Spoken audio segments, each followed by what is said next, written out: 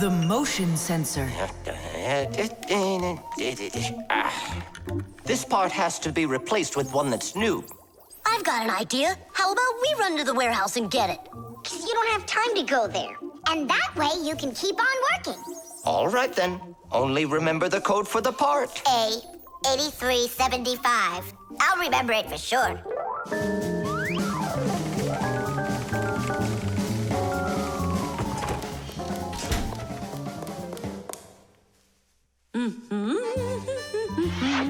Why is Elisa always there at the wrong time? Do we have to wait till she goes away? What for? We'll sneak out behind her. Did you find the part? It's here. Are we ready? Yeah, we're ready. Let's do it.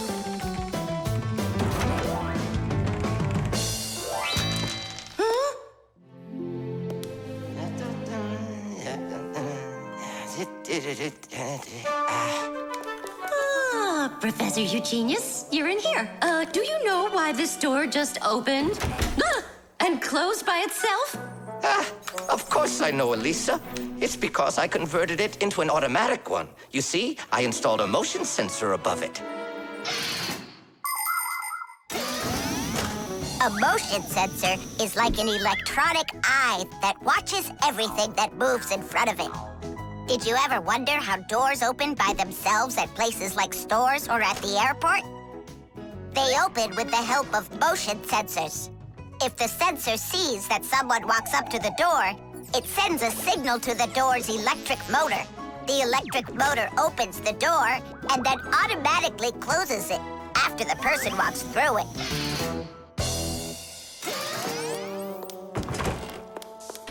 That man is just astounding. Only a bit untidy.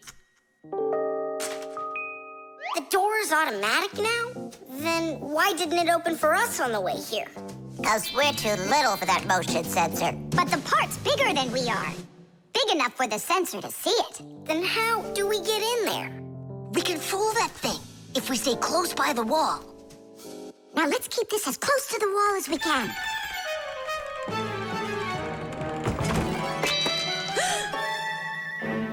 This door is a little too automatic. And these parts are here again. Didn't I put them away?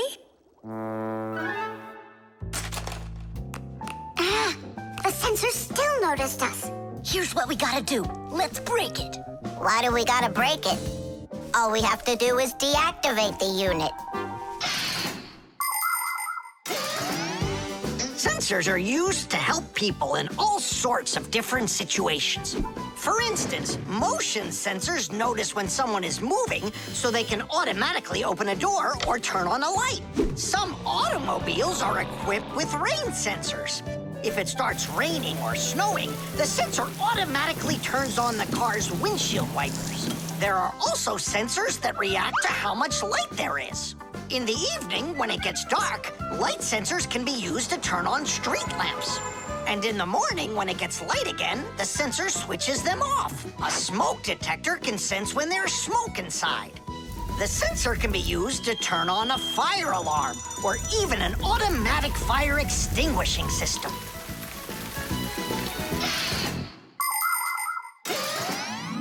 I turned it off. That should do the trick. Great job. Let's go.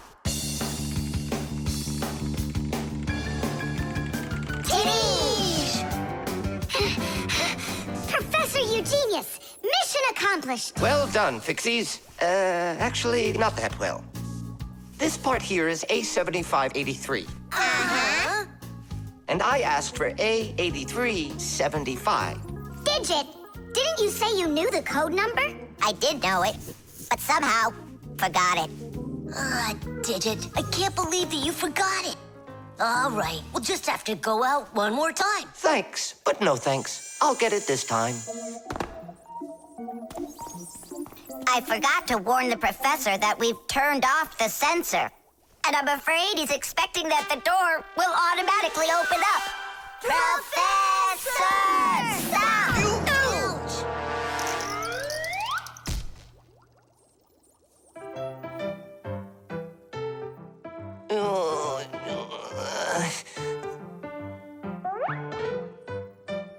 Forgive us, we didn't mean it.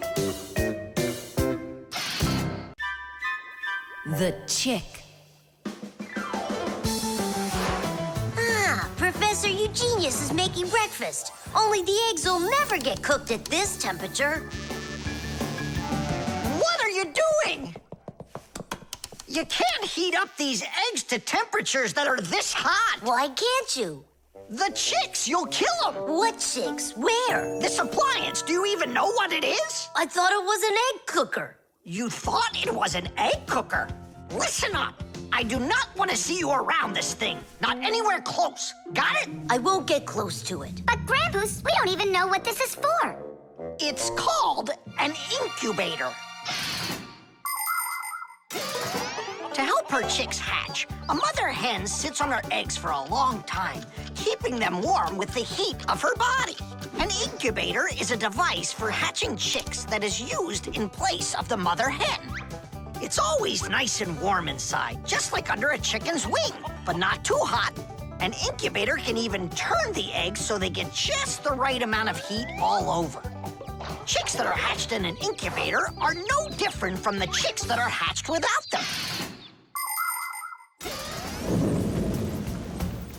Fire! What? This thunderstorm is really scary. Let's be scared together. I'm not scared at all. Me neither, I was joking. Just joking with you. What do you think? Are the chicks scared in there? Holy moly! Wow, that was a big one. Even the electricity got turned off. The incubator turned off too. And the temperature is dropping. And for little chicks, is that bad? I'm sure it is. It's cold in here. These chicks need help, and Grandpa's isn't around. Then we're gonna have to save these chicks without him. Nolik, get the door open. Help me. I can't. Grandpa said I can't get near the incubator, so try opening it yourself. I can't do it. And I can't help you. But the chicks are going to die of cold. Let's just do it. But don't you go and tattle to Grandpa's. I promise. Hooray! It's a bit early for hooray.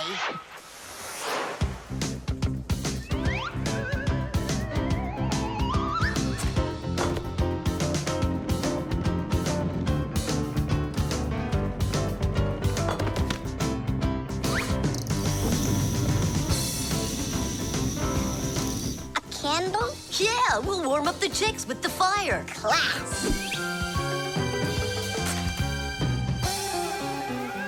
Time for hooray? Now, yeah. Tadoosh! Like sparrows, ducks, storks, and ostriches, all birds lay eggs and sit on them to help them hatch. And it's not only birds. Other animals like snakes, crocodiles, and even turtles have babies that they hatch from eggs. To protect their children, they try to hide their eggs, like deep in the bushes, in the cracks of rocks, or in the sand.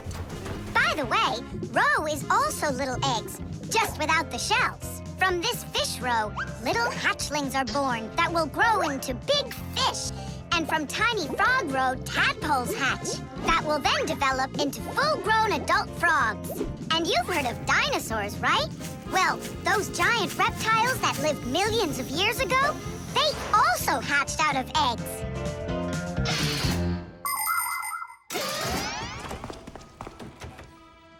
What happened to the electricity in here? It's a blackout from the thunderstorm, I guess. This is just awful.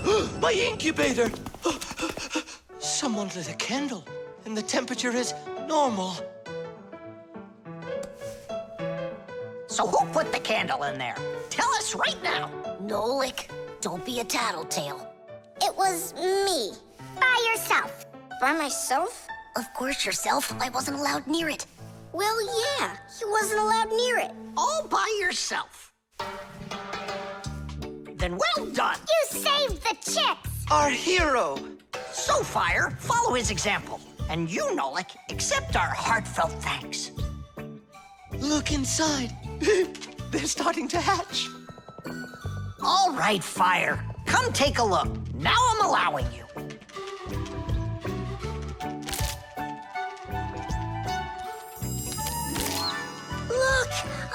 chick. It's so cute. And so yellow. Look at him. What a little sweetie. Fire. Wood. Well, I really know who saved him. Tish. The shadow play. Oh, hi there, Tom Thomas. What are you doing here? I dropped a paper clip. Give me some light. Huh. What's so funny, huh? We're trying to help you out. You've got funny shadows, that's what. Hey, check this out. It's an eagle. And Simka is a goose. She looks more like a moose. I do, huh? All right, and take that. You're like real actors performing in a show. Uh-huh. Actors playing a theater, you know. And we're just under a bed. And so what? How about we make our very own theater? A theater with shadows. Class! Tom Thomas, we need a piece of paper, a huge sheet. It's really quite easy to make your own shadow theater. You can make the screen out of a white sheet or a big piece of paper. Next, make sure the room is dark and shine a desk lamp at the screen. Now, to make the shadows, just put yourself or a cardboard cutout between the lamp and the screen. Your shadow or the shadow of your puppets will come to life. But make sure that the audience sits on the other side of the screen. The play will be much more magical for them from that side. Tom Thomas, light. Oh, wow, Simka, you look totally like the real Red Riding Hood. Hello, dear granddaughter. Hello, dear grandmother. Grandmother, what very big eyes you've got. The better to see you with, my dear. Nolik, come on, we're rehearsing. The wolf's voice is funny. Grandmother, I never noticed what very big teeth you've got. They're so much better to eat you with, my dear. Yum, yum, yum, yum. Let them out, wolf.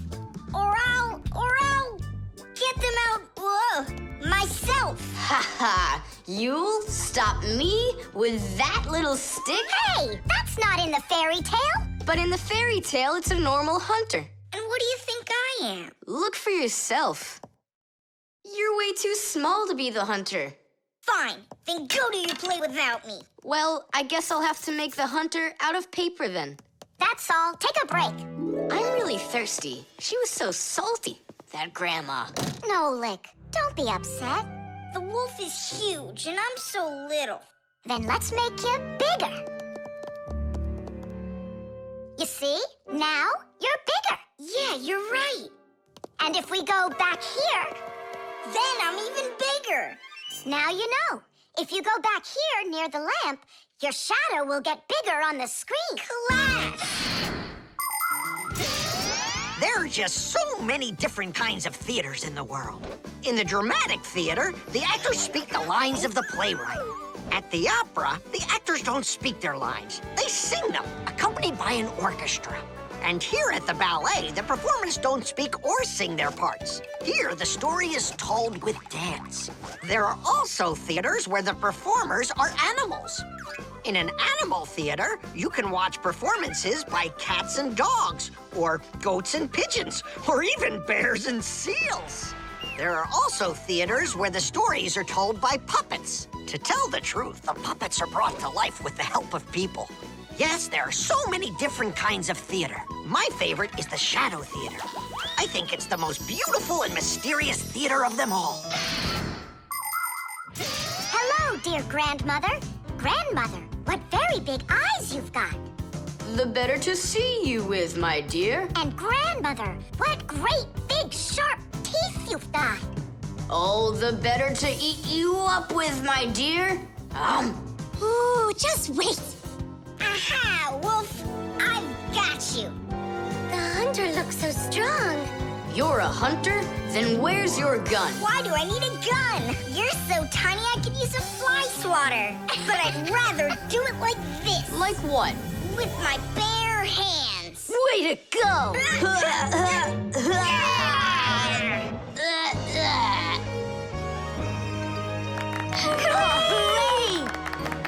Splendid!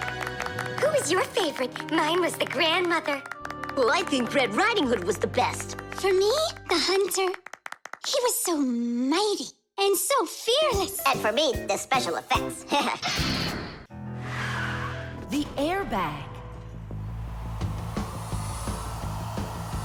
We're gonna be late. We'll make it.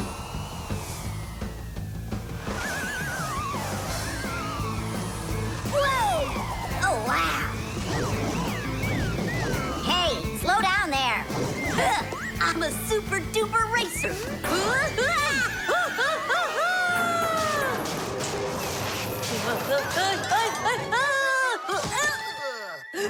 Well, Fire. Again, risking your life. And super racers like me can always count on luck. You know, Fire, counting on good luck is stupid. It would be better if you would keep your mind on safety. Actually, today, Professor Eugenius has something really special to show us. He's going to be testing an airbag. What's that? Digit, explain it. Everybody riding in a car has to wear their seatbelt, because if the car has to stop quickly, the belt will hold the person back. But there are times when even seatbelts don't give enough protection, like when a fast-moving car crashes into something. When that happens, the driver and passengers can be protected by an airbag. You can't see them when they're folded up because they're hidden, but if the car is in a crash, the airbags blow up very quickly, and the person bumps into the bag instead of banging into the steering wheel or flying through the windshield.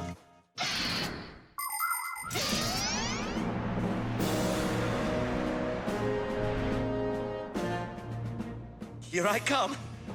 And once again, when something dangerous must be tested, Professor Eugenius tests it on himself. But Grandpoos, aren't you scared that it won't blow up with air? Don't worry about the air. A 3 and a 2 and a 1.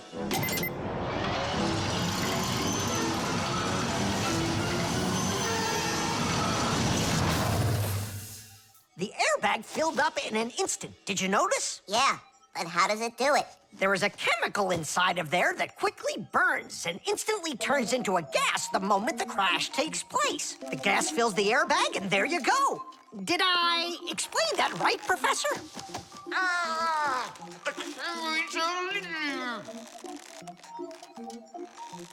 We've got to get him out. Stop! We'd better call for help.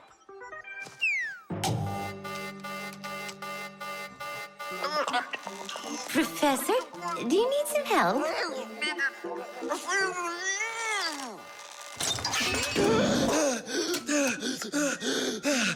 Thank you, Elisa. Sorry to take you from your work. You're free to go. Professor, how did you manage to press the button from way over there? I managed to hit it on the fly. You are just astounding. To keep small children safe while they're riding in a car, they must be buckled up with a seatbelt inside of a special booster chair. But kids also need to be careful when they're riding a bicycle, skateboarding, roller skating, or riding a scooter. First of all, it's best to keep off of roads where there's too much traffic.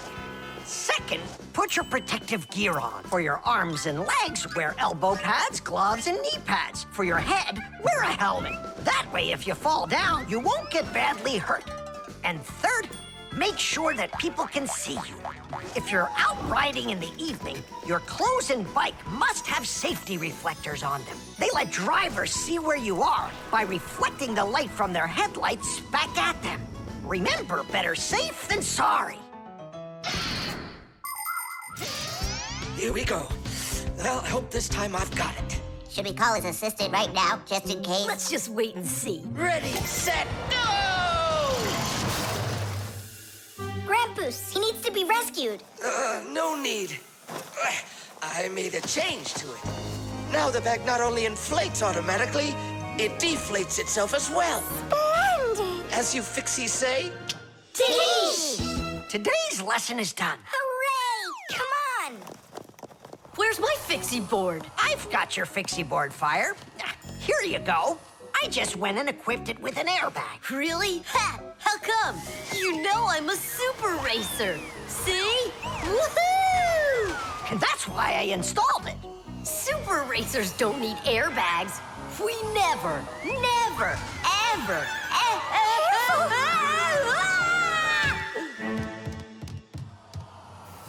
Oh, wow! Is that airbag cool or what? It's a very original design you used there. That design is my own, and Fire ran the test. Professor, will you make an airbag for each one of us? You all will get them real soon. But even so, Caution and care make accidents rare. The level. Tom Thomas, I'm really sorry. The movie this weekend, I have to cancel. You do? I need to go to Africa for work. I leave tomorrow. Oh, cool. You think I could go with you? To Africa? Can you even find it on the map? Africa. Here we go. No, you're still too little. When you grow as tall as the top of Africa, then I'll take you with me.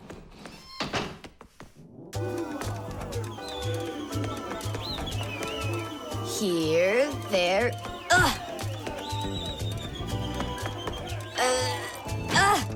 Tom Thomas, what you doing down there? I want to know if I'm as tall as the top of Africa or not. Well, do you know your height? Okay, then let's measure you and mark how tall you are. You just need to hold the book, all right?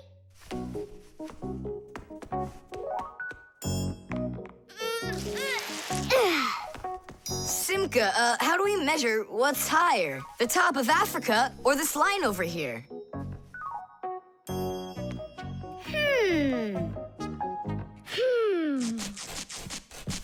It's a tough one. We need a piece of flexible, clear tubing. Oh, I can get it for you. I know where it is. And we'll build a simple tool to find out the answer. It's called a water level. Let's do an experiment. First, we'll pour water into 2 bottles. A little bit more into one and a little less into the other. Now we'll connect them with a tube so that the water can flow between them. You see? The water flows and flows. And then it stops. It stops when there's the same amount of water inside of both bottles. And if we do this with a simple tube, it becomes a useful tool called a water level, in which the water on both sides is always the same height.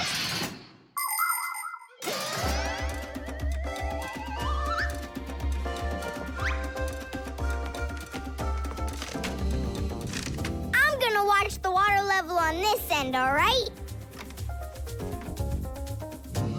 Be careful how you lift it, or the water can get out. Nolik, what's going on? The water inside the tube is even with the line. There you go, Tom Thomas. Where the water is right now is how tall you are. And? Well, it looks like Tom Thomas isn't quite tall enough for Africa. What if we hold the tube a little higher? You can try if you want, but the water's gonna stay where it is. See? The water level on your side always stays the same as on the other side. I'm not getting that tall for a while yet.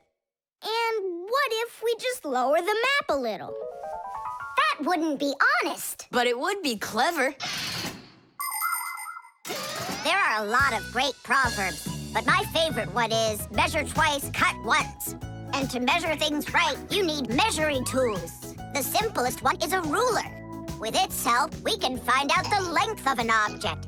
A watch can tell us how much time has passed. A speedometer shows us how fast we are moving, like in a car or on a bike. An electric meter keeps track of how much electricity we are using. A decibel meter can tell us who is screaming or stomping louder. And a beam compass is used to accurately measure the size of a coin or a hole. We couldn't get by without wonderful tools like these. If we didn't measure the things we are building carefully, everything around us would just come loose and fall apart. Uh-oh. Dad! Dad! Look, Dad. That's strange. Looks like you are a little taller. Does that mean you'll take me with you? Yeah. Are you ready? Yay! But everyone who goes to Africa has to get vaccinated. You're okay with that, aren't you? I need vaccinations to go? Are you sure? Yeah, there's one against malaria, tsetse fly, crocodile bites. Altogether, there are 10 shots. 10 shots? Yeah, 10. Oh. Dad, you know, I was joking. After you left the room, I moved the map down. Okay, I see. And I was joking about all those shots you need. What? You mean you don't need to get shots? You gotta, just not 10. So how many? 9 of them. There's no vaccination anywhere to stop a crocodile from biting you. The dog. It's about me. Fixies? It's Chusaka. It sounds like she's angry with us. I wish I knew what that mad dog was thinking about. I'm thinking about you. You better hide or people will see you.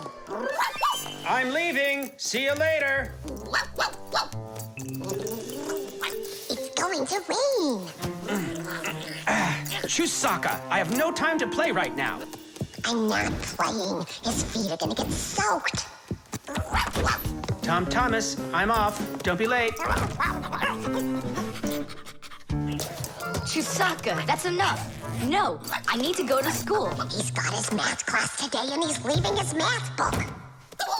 I'm trying to serve like a good dog, but no one understands me.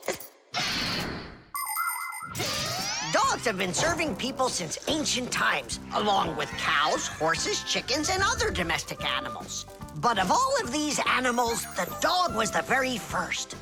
In the beginning, domesticated dogs looked like wolves. Over time, they started changing and were developed into dogs of many different breeds, from big shepherds to tiny chihuahuas. So a dog is not only a human's best friend, but his very first friend as well. What is that smell?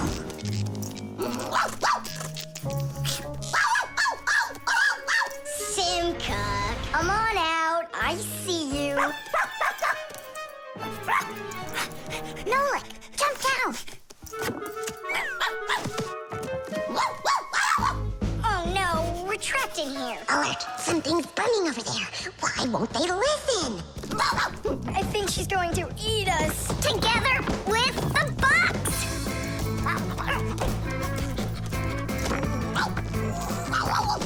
We're done for. Oh. Come on, look! The outlet is sparking. Oh no, something must have broken in there. Are we going to fix it? Kids should never touch outlets, and you know it too. It's forbidden. Then how do we fix it? Go find Papoose, and I'll stay here and wait for you. But where's Papoose? I know where he is. I don't know what she's barking about, but I think Chusaka wants to help us. Then come on, Chusaka, help us. Woo!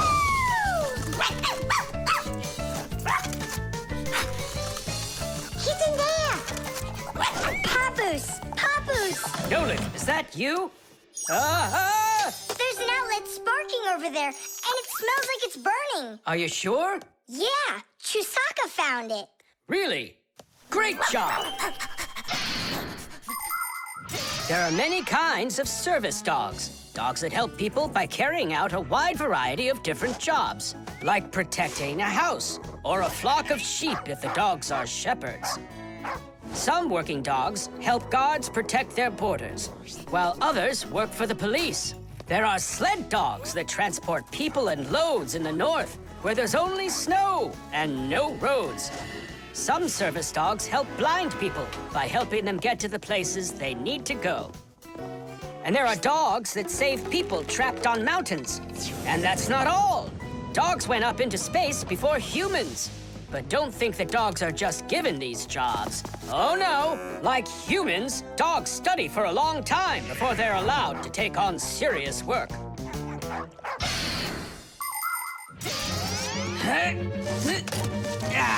That's all. There won't be a fire, not today. Hooray! Well done, Chusaka. You're a real service dog, no doubt about it. Yeah, I'm working. I'm a real service dog.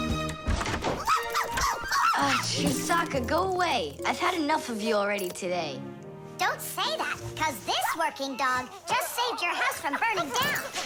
What do you mean? She smelled smoke coming from the outlet. It could be that Chusaka means well and wants to do the right thing, but nobody understands her.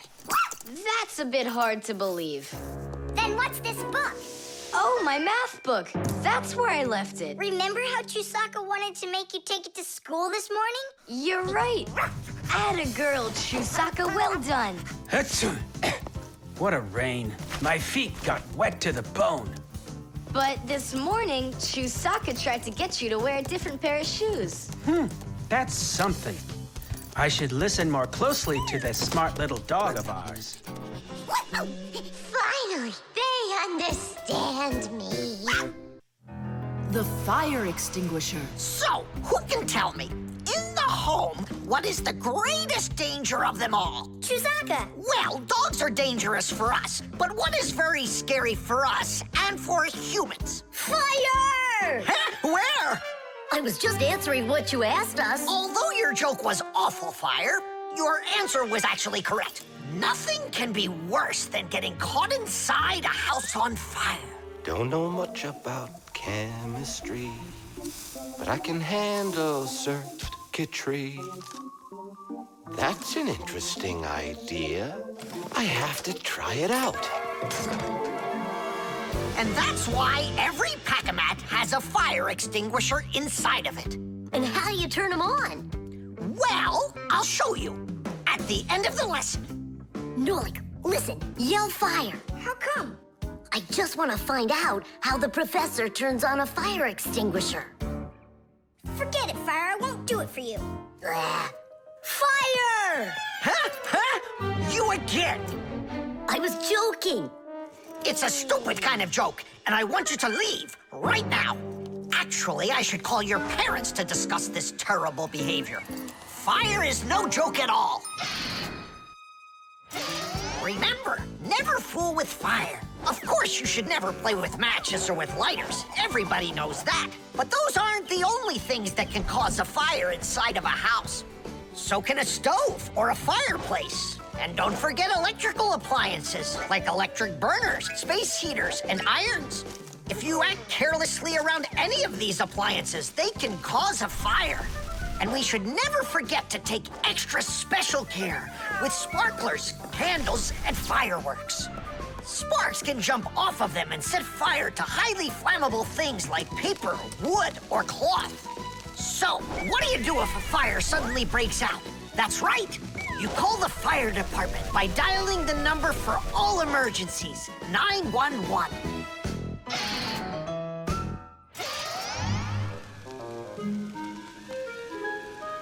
Huh? What's going on? No way. No way! Fire? It's burning for real! Fire! What do I do? Oh, yeah! I need a fire extinguisher!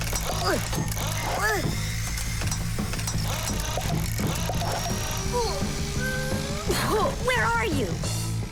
And that's how a Pack-A-Mat can become a fire extinguisher. Do you understand? We understand. There's a fire! It's over there! Enough! You don't know when to stop fire? I'm not joking this time. Please believe me, it's there. Nice try, Fire. Oh, look, he even used smoke this time. No, Simka. That smoke's from a fire. Uh-huh. I'm sure that this time it's for real. It's the truth. I swear I'm not lying. This time I think it's true. He's not joking. We've got ourselves a real fire here. Tula, Simka, turn off the soldering iron. Uh-huh. Got it.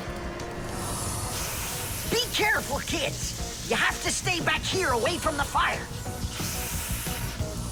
And what can I do to help? Take out your fire extinguisher.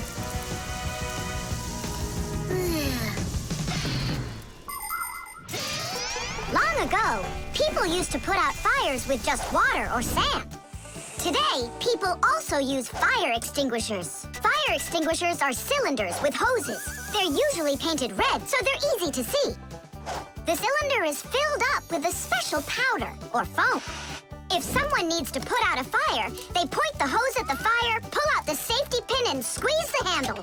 The foam or powder shoots out of the extinguisher and puts out the fire. Our fire extinguishers are just too small for this fire. We have to find Professor Eugenius to put it out. I already did. All right, where's the fire? Ah! Ooh! Hooray! We put out the fire! You Fixies are just the greatest. Thank you. You saved the whole laboratory. Not at all, colleague. If not for you Fixies, I can't even fathom how this could have ended. And what I'm wondering is how the fire got started at all. Fire? I had nothing to do with that. Yeah, sure. Then who was yelling, fire, fire? You know what? Maybe it was you that set the fire. Well, if that's what happened, don't even think about coming back to school without your parents. Colleague, wait. It's all my fault. I didn't turn off the soldering iron. Forgive me. Now we know whose parents the school should be calling. The barcode. And so, what do we do if we happen to see humans? Hide from them, right? And what if you've got nowhere to hide? Then we turn ourselves into screws. That's correct.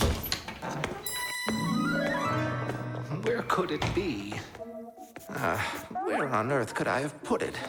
Oh, I'm such a scatterbrain. Ah, it's Professor Eugenius. There's no need to hide from him. He's our friend. Where has it gone? Did you lose something again, Professor? Yeah, how did you guess? It's just awful. Yesterday I started testing a new iron, and today, it's totally disappeared into thin air. Where could you have put that thing? I've got it down to 2 places. It could be in the warehouse or not in the warehouse. Yeah, that information will help us find it. Or not help us find it. Class, follow me to the warehouse.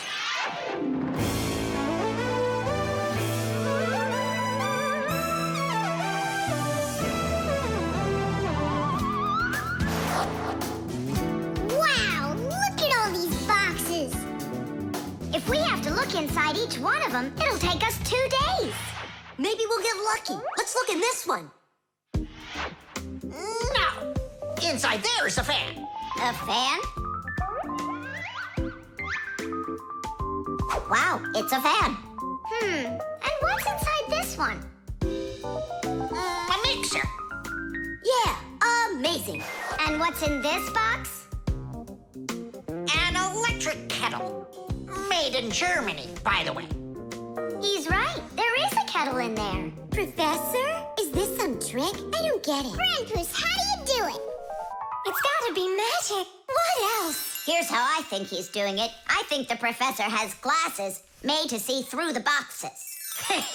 Of course not.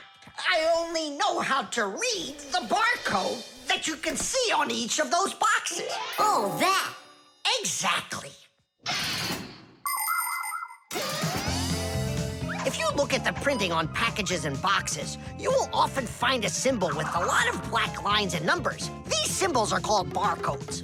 Each barcode has all sorts of information. What the item is, what country it came from, and even in which factory it was made.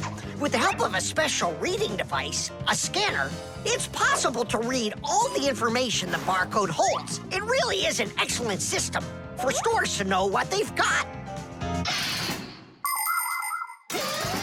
You don't even need a scanner to do it? I can figure out barcodes without one. I'll teach you if you want. Class. Let's see. We're looking for a box with an iron. There. Well, bring in the professor. Today, on almost everything that is sold, there is some kind of mark. For instance, this kind of mark is called a barcode. And this one, a QR code. These marks help us find out a lot of information. Suppose you walk by a building and see a QR code on it. Just point the camera on your mobile phone at it, and information about who built it and when it was built will appear on the screen. Isn't that great? It's a shame not every phone can do this yet. And that's not all. There are also marks that work without pictures. There are electronic chips that can hold information. These chips can be put inside of ID cards or travel passes, and all you need to do is press the card near a reader so it can check if you're allowed to go on through. Ah, you just made my day. You found it so quickly. What would I do without you? Huh? Is something wrong? This is not an iron. Whose sandwich is that? Mine. Yesterday I wanted to put it into the fridge, only I guess I put it into my... I just get distracted so easily. Look, we need to think this through logically. If you went and placed your sandwich into the box where the iron should have gone, then you must have put your iron in the refrigerator. Oh, here you are. Here you are, my new iron. Oh, I looked everywhere for you. Thank you, my friends, once again. There's no need to thank us at all. You're always there when we need help. You've even let us open our own school here in your laboratory. And we don't have to hide ourselves. Yeah, that's because you're so kind and you love Fixies. The manipulator.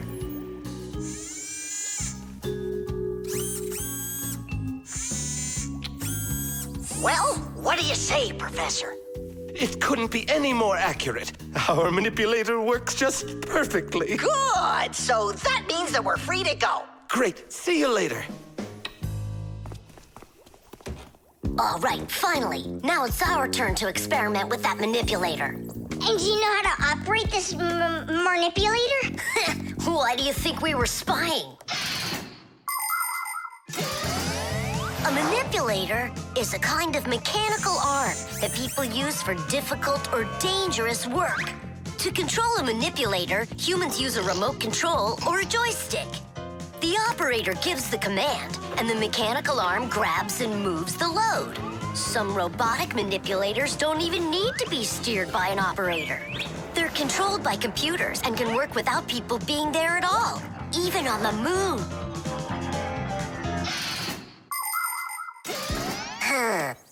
What is this button for? Uh-huh. How about this one? Uh-huh. Would you like to take a ride? Right now? You're scared. Scared? Not one bit. Then off we go. Yeah, cool. Ha, this is totally awesome. Well, hang on. This is gonna get even awesomer. Professor?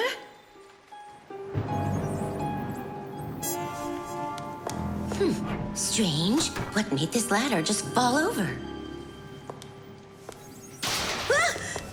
Am I crazy? Or is someone here? Oh, calm down. Calm down now. Poor Elisa. Yeah, you're completely overworked. Whoa! Ah! Who's here? Achoo! Hang in there, Nolik. I'll get you out of there.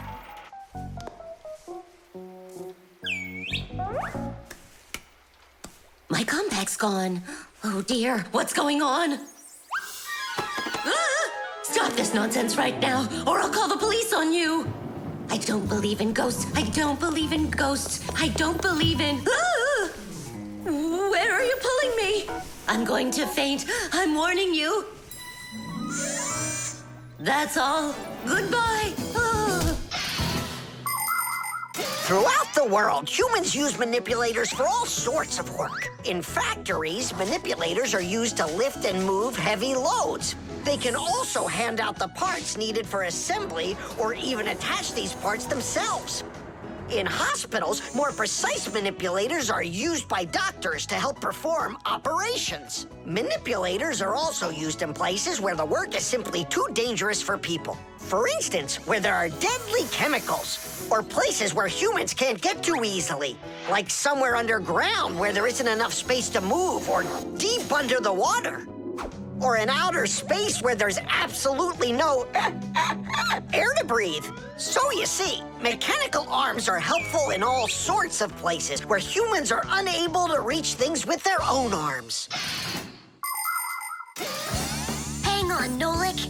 How can I get that thing open? Ugh, I got it!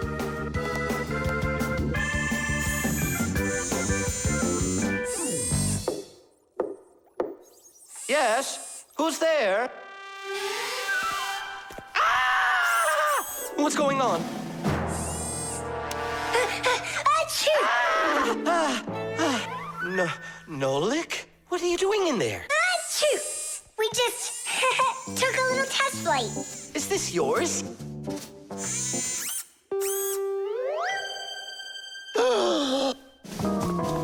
Elisa!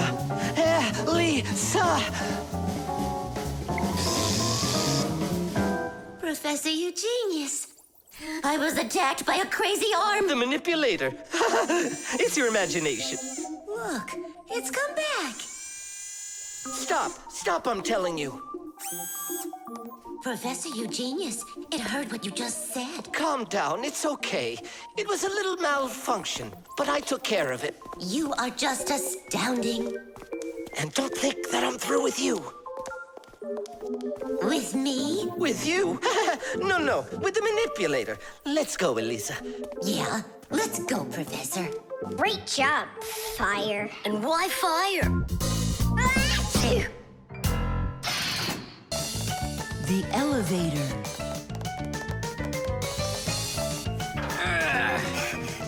Papu's Marcia, we gotta hurry. How come? Tom Thomas is going to see the circus. And what? We want to go with him, can we? The answer's no. Just you kids without supervision. Who said no supervision? His parents are taking him there. We'll be careful, don't worry. They won't even notice us. Well, if Tom Thomas's parents will be there. Hooray! We can go! Wait a second. I didn't even say yes yet. Yeah. Simka and Nolik, where are you? We gotta hurry up. Tom Thomas, it's time to go. I'll be right there. We're ready. Climb into my hood.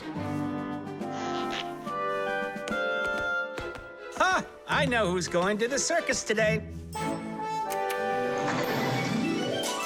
Whoa! Huh? What just happened? I think that the elevator broke down. Don't you worry.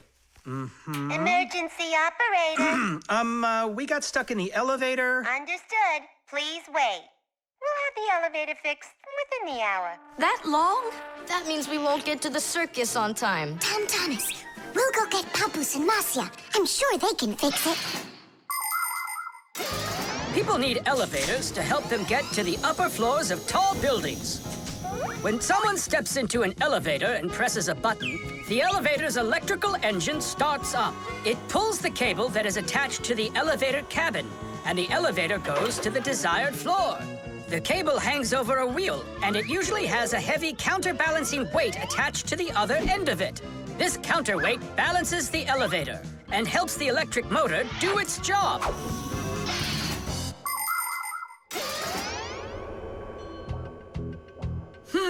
I wonder what the reason is. I think I see something over there that got stuck. Looks like you found the reason. We gotta go and fix it now, or we'll never get to the circus on time. You know, we can just have it right here. Ladies and gentlemen, presenting the Fixie Spectacular. And now your attention, please, on the high wire.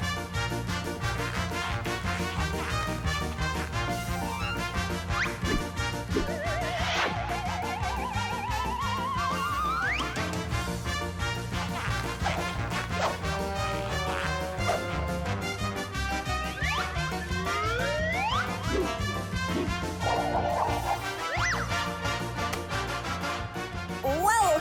Just don't look down! Then I'll close my eyes and I won't look anywhere at all. Ow! And now we bring you our very own aerial gymnasts.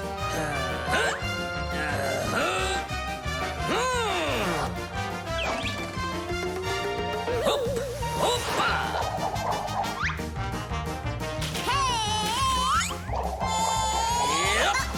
Hoopa.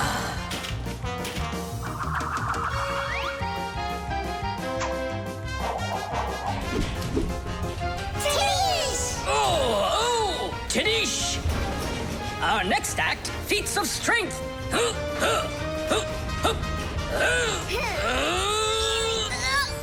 won't come out! I know how to fix it. With a death-defying circus act. Point your eyes up!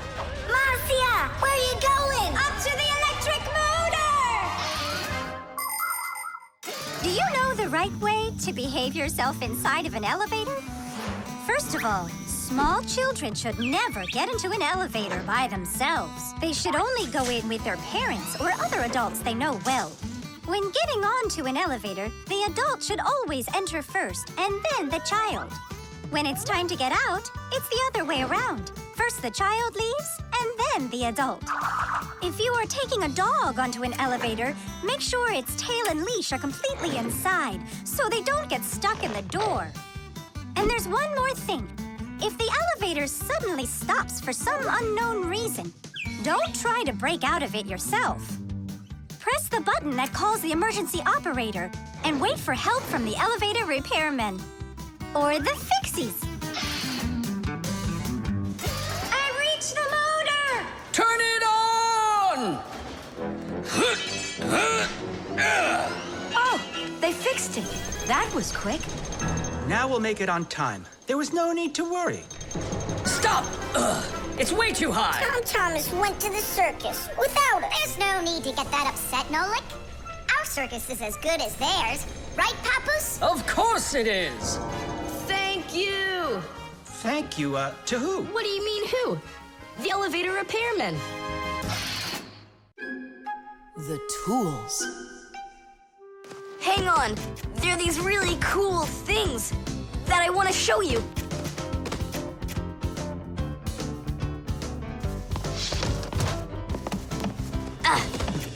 Whoa! Whoa, look how many things you got all at once. Your dad's gonna be so angry when he sees what you did with all of his tools. I'm gonna put them all right back where they were. And where were they? Open the box and you'll see. It's neat. There's a special place in there for each one of the tools.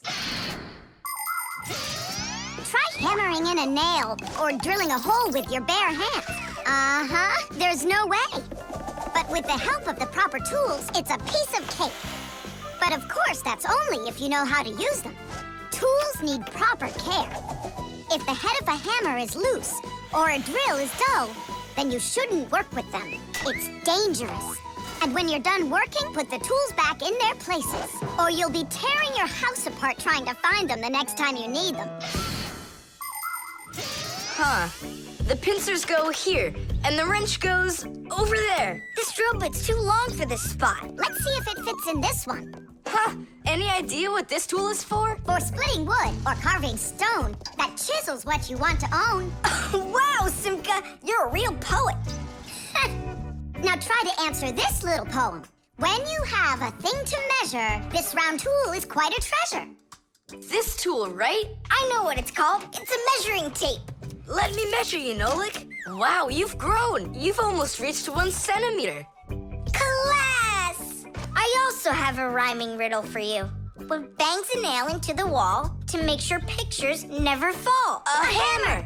I was first, and the hammer goes right here. And now I have one for you to guess. If you need to screw in screws, here's the tool that you should use. A screwdriver! I was first, again. You got it right. All right, Tom Thomas, we better hurry. We still have a lot of tools here to get sorted out.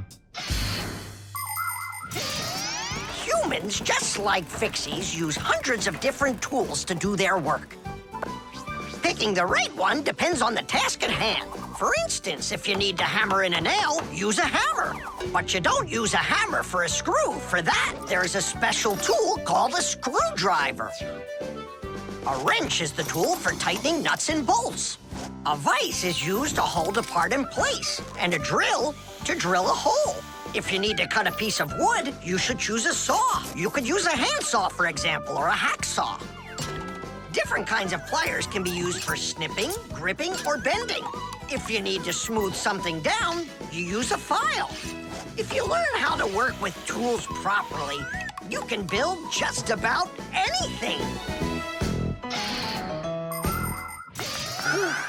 Looks like we did it, just in time. Oh, and how about this? Do you know what kind of tool that is? I don't know. There's no place for it in here. Just throw it out. Come on! And what if my parents use it? Looks like we did something wrong here. My dad came home. Tom Thomas! I'm in here. Hi there. Reading. Way to go, son. Huh? Oh! I don't get it. Where is it? What? I put a piece of metal under the table leg so it wouldn't shake, but it disappeared. So that's where the tool's place is. Did you take it? What? I didn't. It must be somewhere under the table.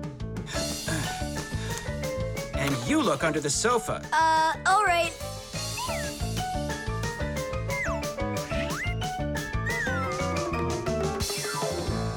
What do you think he wants? He wants us to get that metal thing out of his dad's box. Come on, let's go. You got it.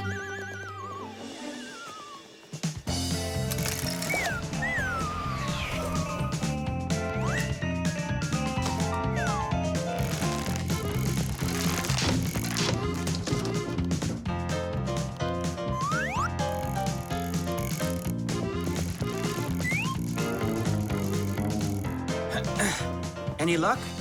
Uh-uh. Me neither.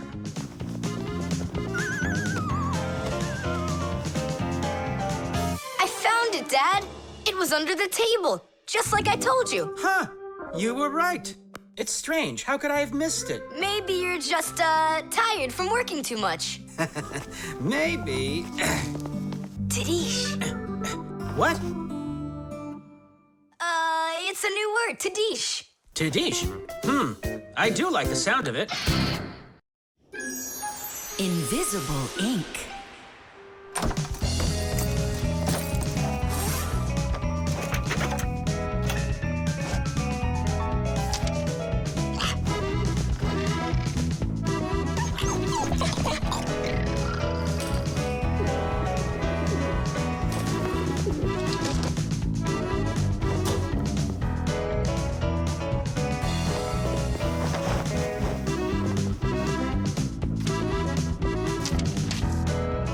To Tom Thomas. What is it? A note? Who's it from? It's from no one. Ah, is this no one a girl? Hey, tell us, what did she write to you? I don't know. Well, then let's take a look at it. No way. It's a secret. Even from your friends? Mm-hmm. Come on, we're not just your friends. We're secret friends. And you won't tell anyone? Nobody. We promise. Are you gonna open that thing or not? Huh, there's nothing there. Is this a joke or something? Maybe she didn't feel like writing you anything. Then why would she put a note in there? Wait a second. And what if she wrote that letter with a special kind of invisible ink? Wow, I've never heard of it. If you want to keep what's written in a letter secret, you can write it with a special liquid called invisible ink or security ink. You can make invisible ink yourself by mixing lemon juice, milk, or baking soda with water. Then just dip a stick or a brush in it and write on a plain piece of paper, like this. You can't see anything, right? To make the invisible ink visible again, the paper needs to be warmed up with something like an iron. But that's a secret. Well, Simka, you might be right. Only what about the iron? I can't use it. But your mom can, and right now she's doing the ironing. Yeah? Well, that changes everything. Hold on! If that really is a secret letter, then no one should be allowed to see it. Even your mother. What can I do then? Ah, I know what.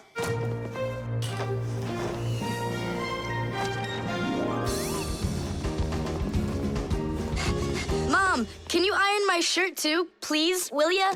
What's wrong with it? There's nothing wrong, it's just that the pocket's wrinkled. Ah, sure, I'll do it. Since when did you start worrying about things like this? All done. Thanks, Mom. That should do it. What? What is it? Huh? Tom Thomas, I really like you. Katya. Katya's in love with you, isn't she? And what about you? Do you like her? I don't know. she does get straight A's. You like her. You and Katya kissing in a tree. Nolik, stop your teasing. Well, are you gonna write her back? You think I should? Of course, silly. I'm scared that someone will see it. Then why don't you write it with invisible ink like she did? Yeah, go get a lemon.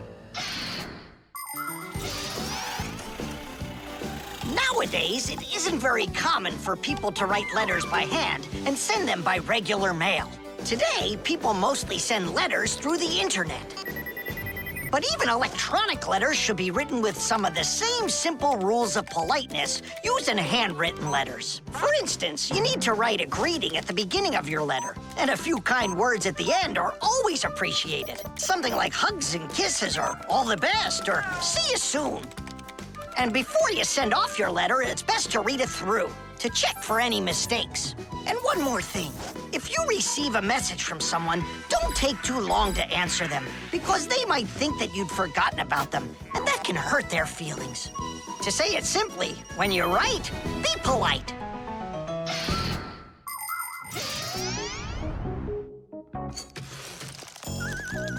Go on, write. And what should I write? Come on, tell the truth. Just write this. Forgive me, Katya. Only there's another girl I really like. My one and only Simka. Nolik! If you don't like it, then why don't you think it up? Tom Thomas, just go ahead and write how you feel deep down in your heart for Katya. Katya, I like you too. Like that? Is that all I have to write? Would that be okay? It's lovely. Kissi. Just zip it, will ya? Tom Thomas, is that everything? And did you make sure to check that you didn't make any mistakes? No, but I'll check right now. Huh, all the words disappeared. Well, if there's something wrong, only Katya will find it. The video call.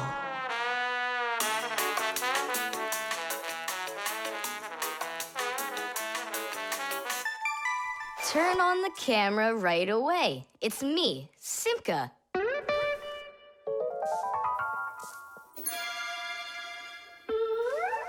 Just as I expected. Nolik, why aren't you in school? School? It started? No, but you'll be late if you don't hurry. I'm on my way. Simka, is that really your Fixie school? Well, actually, it's the laboratory where Professor Eugenius works at. He lets us have our school here. Who's that, Simka? Look. Is that the professor? Where? Oh, come on, Tom Thomas. That's the manipulator. Who? Not who, what? It's a mechanical arm. For real? Oh, please show me some of the other things you've got. But how can I show you? Come on, with the camera. Computers and tablets are able to connect with one another through the internet. That's why you can talk to another person on your computer like you're talking on the phone.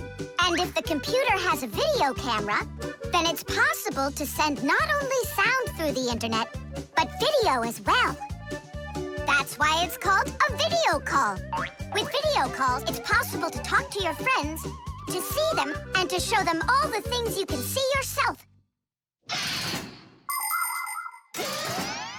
All right, take a look. Over here we have chemistry equipment. And over here... Hey, Tom Thomas. It's good to see you. Wow, you flew there so fast. Nolik, get out of the way. You're blocking the view of the lab. I am not blocking the view. Stop it. Go away. You, go away. Tom Thomas, what are you watching? Is it time to turn into screws? Too late. He already spotted us. It's just a cartoon about these funny little guys. Can I watch with you? Nah, it's boring, Dad, and I've already seen it.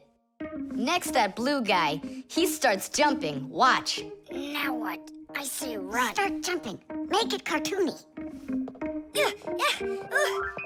Now that redheaded character will sing. Watch. La la la la la la la la la. Then she starts dancing. La la la la la la la la la. These guys really are funny. and hear the super fast moves. That was funny. I gotta get going. That's all. You can rest. My dad went out. I'll get you, Tom Thomas. What are you doing over there, huh? Watching a movie. But why on my computer? Sorry, Professor. Yeah, will you forgive us? So how is it any good? Uh-huh. It's a super funny one. Really? Yeah. You see that boy there? He's gonna start waving his arms around like a maniac. He also crows like a chicken. Cock-a-doodle-doo! And now the boy's gonna go in and chew paper.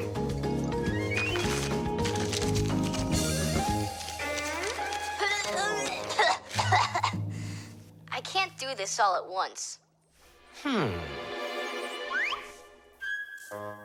A movie. That's what we're watching here, right?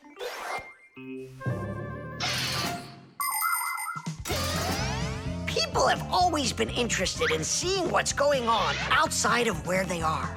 And with the invention of video transmission, it's now possible to see what's going on almost anywhere. Now, without leaving your home, you can see what's happening on another street or even in some far corner of the world. With the help of video calls, doctors can help their colleagues perform complicated surgeries. Teachers can give lessons by video, and scientists can take part in video conferences. With video, you can watch a live theater performance in another country. And even in outer space, an astronaut can feel right at home just chatting away with friends and family. And it's not just for astronauts either. Now almost every tablet and phone here on Earth has video in it. Introducing Tom Thomas. Nice to meet you there, son. And I'm Professor Eugenius, so I guess you're also a friend of the Fixies. Yeah, only it's a secret. My friend, that's a secret the two of us share. And you know, keeping secrets is what friends do. The Fixie phone. Tom Thomas. Huh? Try to guess what we have with us. You guess what I have. A banana. A race car. No, not that. Chocolate. A pair of socks. Ha! Do you give up? My dad bought a new phone for himself and gave me his old one. He said I can keep it. Oh, wow. And what have you got? Look. Ah, you got a telephone too. It's better than that. This is a Fixie phone. Papu's got himself a new Fixie phone. And he gave this old one to Simka. And can you make calls on it? Take a guess. Come on, let me show him.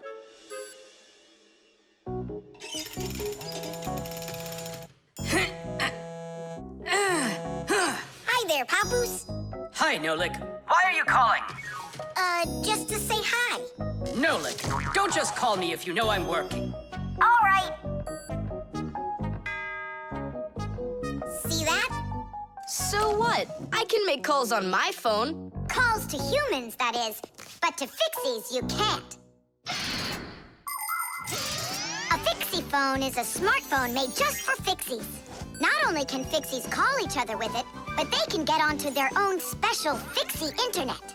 On a Fixie phone, you can find a camera, a flashlight, news, games, movies, and Fixie ditties. Those are the Fixies' favorite songs. Fixie kids love them, and so do their parents, because Fixie phones can easily let parents know where their kids are and whether or not they're in trouble. Over the years, humans have learned how to turn telephones into mobile phones and mobile phones into smartphones. They use them to call each other and to go onto their internet.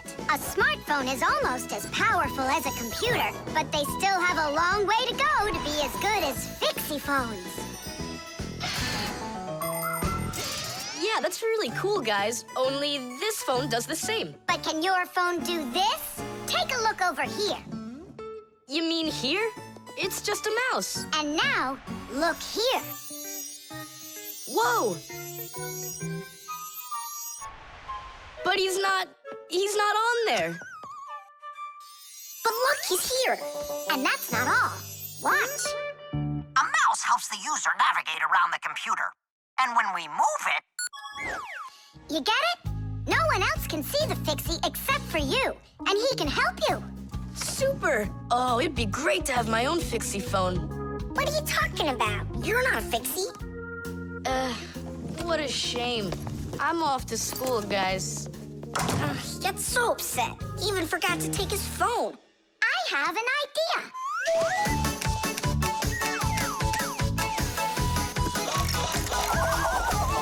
My smartphone's my best friend. I love to hear it beeping, so I keep it by my side even when I'm sleeping. Bing bong all day long, bing bong all day long, bing bong all day long, even when I'm sleeping. With my phone I play alone. I don't need my brother. Soon they'll make a brand new app to replace my mother. Bing bong all day long, bing bong all day long, bing bong all day long, to replace my mother. Check my mail, send a text 1,000,000 times an hour. I forgot to plug it in, now I'm out of power. Bing bong all day long, bing bong all day long, bing bong all day long, now I'm out of power. Bing bong all day long, bing bong all day long, bing bong all day long, now I'm out of power.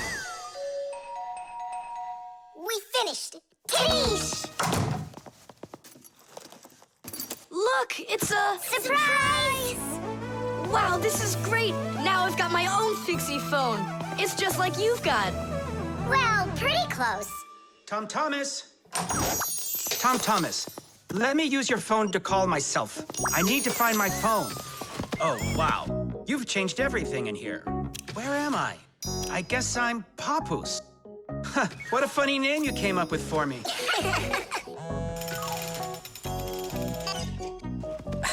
Nolik, just stop. I don't have time for your fooling around. What? Who is that? That's, not Nolik. Who is this? Do you know who I just called? Does anyone know who this phone belongs to out here? Oh, your mother found it. I'm coming. We'll fix those numbers later. Ugh, Papoose is gonna really give it to us. Give me your phone, Tom Thomas, and I'll delete all the Fixie's numbers from it. But how can I call you up then? Why would you have to call us? We're always close by. The instructions.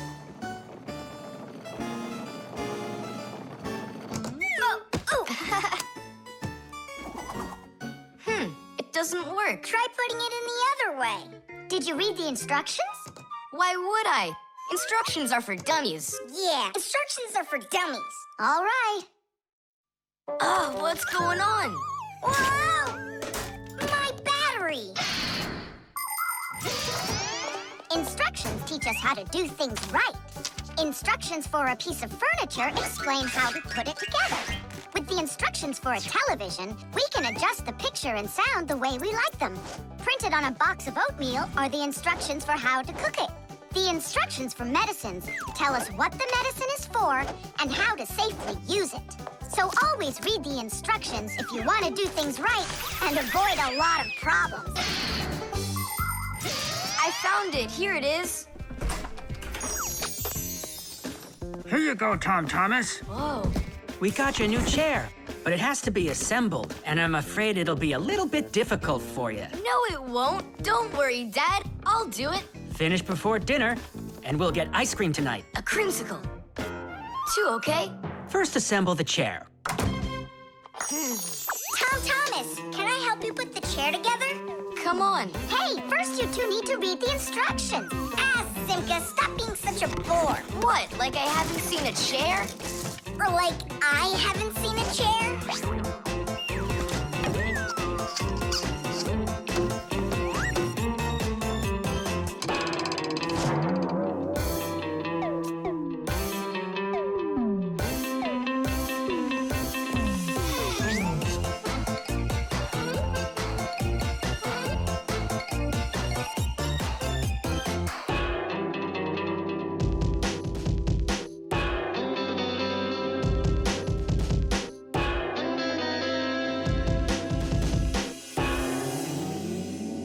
Well, Tom Thomas, you done? Dinner's ready. Let's go. Oh, Dad, no. I need another 2 minutes. Simka, help me. How? know. What does it say I have to do in the instructions? Ah, I thought you could do it without them. All right, I'll help you. Let's see. Take this part over here and that one over there. Nolik, get a screw. No, the longer one. It's over there. The very first stools and benches appear as far back as ancient Egypt. The pharaoh's stool was special because it had a back. It is thought that the pharaoh's stool was actually the first chair. For a long time, a chair was considered a luxury. Rich noblemen would bring their own chairs to parties. And the more important the man, the higher the back of his chair. It wasn't until the 19th century that chairs became part of every house. Today, there are just so many different kinds of chairs. There are wooden chairs, plastic chairs, metal chairs, chairs with legs, chairs with wheels, folding chairs, baby chairs, just all sorts of chairs. Well, how could people sit down at the table with no chairs? Ooh, I think we'll make it. Screw it in, quickly. Nolik, we need one more screw. But there aren't any. There is, you gotta find it. I already looked everywhere. Tom Thomas, time's up. Nolik, you have to help. How? Just for a minute, that's all. Turn into a screw. If it's only a minute, I'll do it for you.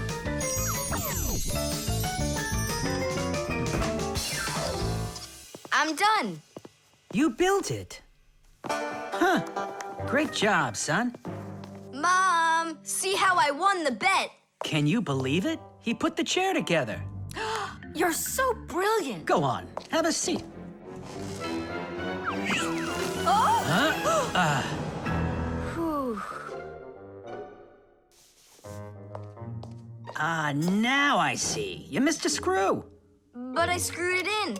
It must have, what? Must have what? Look. Here it is.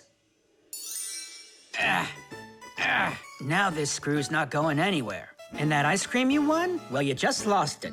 Well then, Mr. Chair Builder, time for dinner? Yeah, in a sec.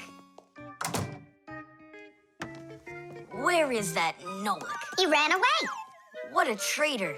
No, he's not. He promised you he'd become a screw for just a minute. And the minute was up. Well, where is he then? Over there. He's studying the instructions for the clock. Hey, Tom Thomas, it says that we put the wrong kind of battery into the clock. We should have used that kind. You see, Tom Thomas? If you don't want to be a dummy, instructions are for you. Chess. How about that? Then I'll play my pawn. And I'll play my pawn. Grandpoos, we need our spool, and it's missing. Oh, congratulations. Professor, have you seen it anywhere? The spool? I haven't seen it. We're playing chess, can't you see? Do you like board games? Like dominoes, for instance. Just about everybody has played it. But do you know where it came from? Dominoes was invented by the ancient Chinese. They made tiles and decorated them with dots like on a pair of dice. And this is a game that looks a lot like checkers, but it's a lot more challenging. It's called backgammon. Backgammon originated in Persia, and from there it spread all over the world. But the most challenging game of them all is the game of chess. Chess was invented in India, and today the game of chess is loved in every country. It's played by adults, by children, and even by computers. Chess is a real sport. But the most important thing for playing chess is not the power in your arms, but the power in your brain. Hey, look, I found it! Yeah! Hey, what's going on? That's our spool. Please let us take it back. There's something we have to do with it. But we're using it. Can't you wait? It's a replacement for the missing pawn. Oh, Nolik can work for a while as the pawn's replacement.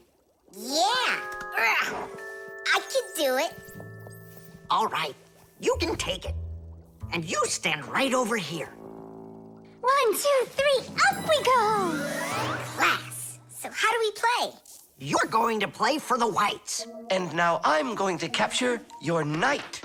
And we're gonna knock over yours. Take that. Whoa, young man. Slow down.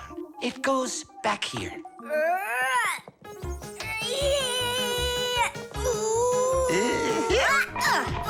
Nolik, get back to your square. What for? Pawns don't move like that. And how do they move? Only one square per move and only forward. Of all of the pieces, the little pawn is the weakest. What a mess. So which one's strongest, huh? This. It's the queen. She's the most dangerous threat to the other king. Aw, how come I couldn't be queen? Then that black king would have to deal with me. Oh, yes. In chess, each player has a black or white army with 8 pawns, 2 knights, 2 bishops, 2 castles, and a queen. All of them work together for their king, trying to protect him while attacking the enemy's king. If the king finds himself in a position where he can be captured, the attacking player says check. And if the king finds himself with nowhere to run from the attack, it's called checkmate. Whoever checkmates the other player's king first is the winner. I'll move my queen. Yeah. And me, my queen. Then I'll just capture your queen. Aha! Really? Then I'll just capture yours. Grandpoos, should I go now? Not yet. So, do you feel like surrendering? Ha! You're kidding. Do you? Nolik, forward. Hooray! We'll step aside. Forward. Aha! Next I'll go and capture the knight. You got away. All right, pawn, and once more, go forward. Grandpoos, where do I go now? Don't you see the edge? Don't go anywhere. Now you're the queen. What? The rules of chess say that if a pawn makes it all the way to the other side, he can become anything that was captured earlier. Hooray! Then I'll be the queen, and I'll be the strongest piece in the whole game. Hey, queen, get back here. In case you don't know, this isn't over yet. We capture the pawn with the queen. Queen, this is your new place. Check. Check. Huh, yeah? Now come to here. Checkmate, my colleague. Of course it is. It is, mate. Yeah, I lost. Hooray! Tadish, tadish, tadish! Professor, we found the missing pawn for you. So that means Nolik can leave with us. I'm not going anywhere with you. Chess is the greatest game you'll ever play in your life. Oh, you should have seen how I put Professor Eugenius into checkmate. Really? Well, Grandpoos helped me a little. Actually, it was Grandpoos telling me where to move. But I'm the queen now. The disguise. Ugh, good. Tom Thomas, why do you need a second aquarium? Especially without any fish. First of all, it's a terrarium. And it's not for fish, it's for lizards and snakes. Ooh. My friend Katya asked me to take care of him while she's away. That's why I brought him here. Take care of who? There's no one in there. Ah! What is that? It's a chameleon, Nolik. I think he's awesome. It's a bad idea to take him out. He might run away. Don't you worry, I got him. What a monster. But how come I couldn't see him before? It's because a chameleon knows how to disguise himself by changing the color of his whole body. Have you ever seen a military uniform? They have special patterns and colors that help soldiers hide. That's called camouflage, and people learned it from animals. For instance, a caterpillar can look like a twig, and a seahorse can look like a piece of coral. An ordinary gray rabbit becomes white in the winter, so a wolf will have trouble finding it in the snow. But the champion of camouflage is the chameleon. This master of disguise can change its color in just a matter of seconds.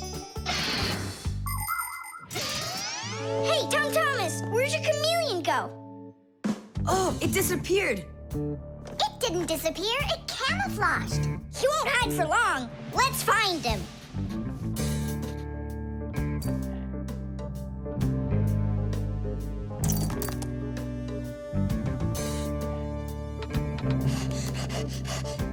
Chusaka, have you seen the chameleon? Where is he?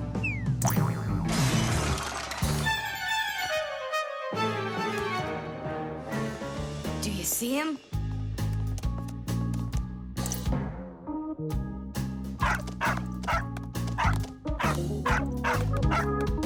No, he's not gonna let us catch him.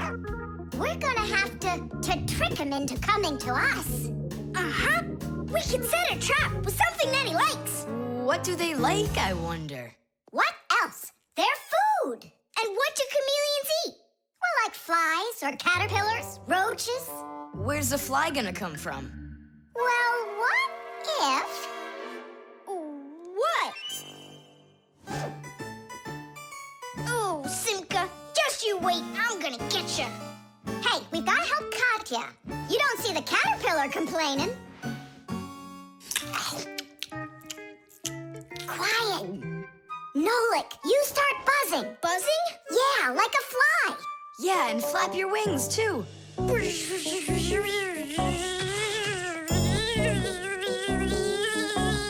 Simka, how long do I gotta keep doing this? Until the chameleon shows himself. Just keep buzzing.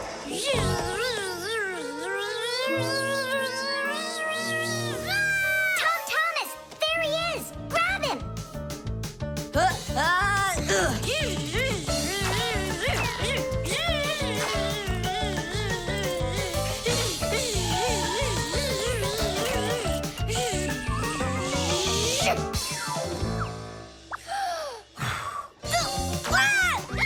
Let go of my brother.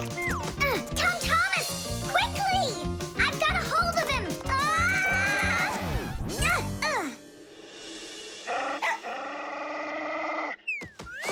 Yep, I gotcha.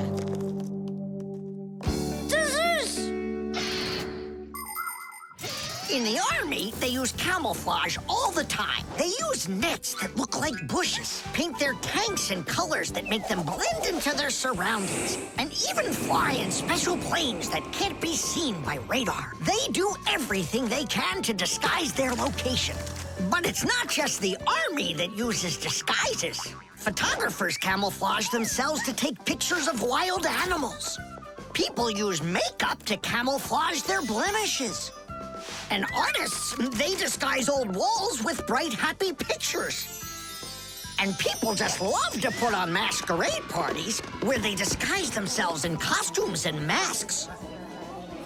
And of course, Fixies have their own great disguise. Remember? Well, what is it? Now he won't run away. So, Mr. Master of Disguise, what are you gonna say now? If only I could disguise myself that well. Nolik, what are you talking about? You know how to disguise yourself 100 times better than him. Ah, you're right. Hey, chameleon, look and learn. Here's a real disguise.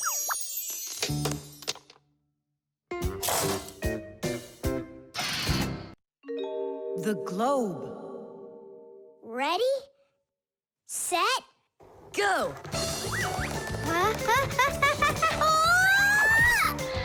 Yay!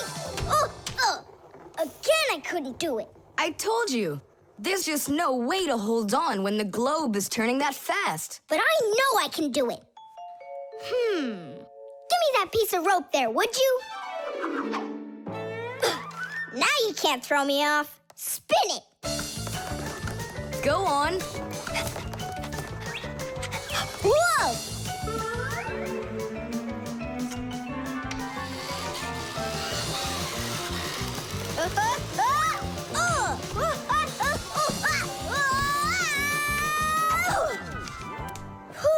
What you doing? Trying to learn a bit about the Earth's gravity? That's a globe, not the Earth. Well, a globe's a model of the Earth, isn't it? Hey, come on, Simka. The globe looks like a ball, but the Earth is flat. We walk on it. The Earth also looks like a ball. It's just a very, very big one. It's not true. If the Earth is really round like you say, then it would throw people right off of it, like the globe does to me. No, it's just that the Earth pulls everyone towards it. Are you sure? The planet that we live on, the Earth, is a huge sphere. The Earth revolves around the sun, and the moon revolves around the Earth. Do you know why they don't fly away from each other? It's because of a force called gravity that pulls all objects towards each other. The heavier the object, the stronger its pull. That's why people, rocks, air, and water get pulled towards the Earth instead of floating up into space. Thanks to gravity, we are able to walk on the Earth. Then why doesn't the globe pull on me like the Earth does? Because this globe is very light. Compared to the Earth, this globe is like millions of billions of times lighter. Compared to the Earth, we're specks of dust. He's right. Look, a speck of dust. It sticks to the globe like we stick to the Earth. Oh, come on. It's just because no one's turning it. But the Earth's spinning and we stick to it. What? I just don't believe you. There's just no way the Earth is spinning. You've really got no idea how the days all turn into the nights, do you? Do too. It's because the sun goes up and then sets.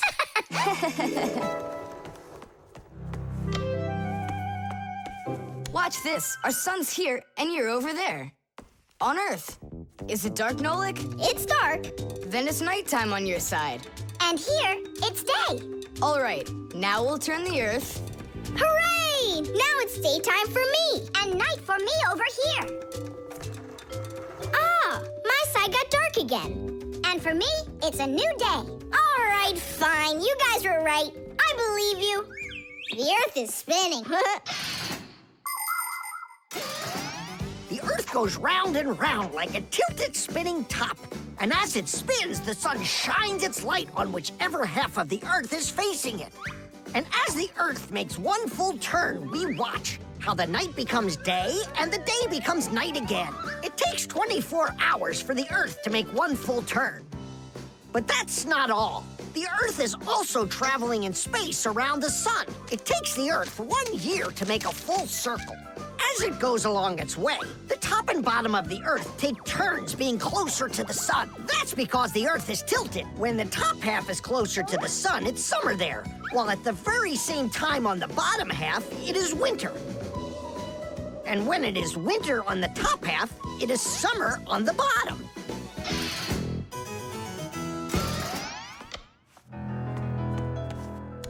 Nolik, where are you? I'm not sure. Somewhere in Kazakhstan.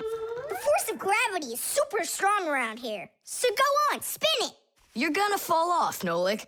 Don't worry, just do it. Go ahead and tilt it if you feel like it. Told ya! Ha! And you were sure I was gonna fall off this globe. That's strange. Nolik, come on over here. What for? You'll see in a second. I don't want to. You really don't want or you can't. Tom Thomas, take a look. I get it. He stuck himself to the globe, didn't he? Yeah, with the chewing gum. Isn't it time to go? Uh-huh. And me! What about me? Hey! You gotta help me! Don't leave me! Should we help him?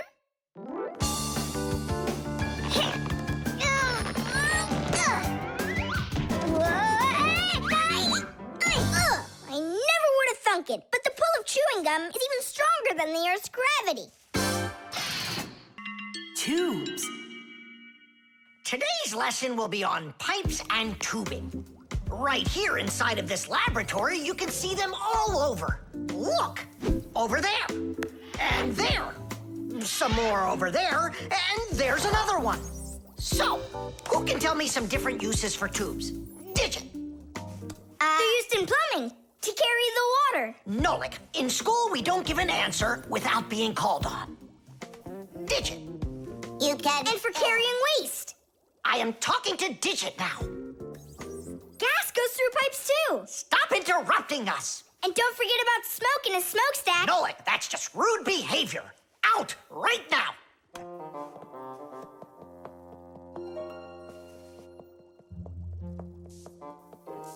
All right. And a shower hose. That's also a tube, right? I told you to get out. Yikes! And a vacuum cleaner's got one too. And those spyglasses that pirates use when they're sailing. Hey, what do you say we all go and sneak out of here? Great idea. Let him call out to himself. Shh. And a trumpet's a tube that you blow through.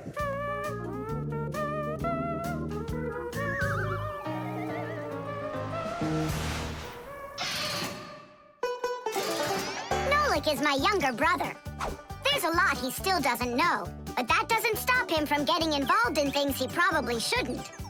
Unfortunately, that can get him into trouble. So, every once in a while, me or my parents have to rescue him. No, I wouldn't call Nolik a pest. He's just a bit curious.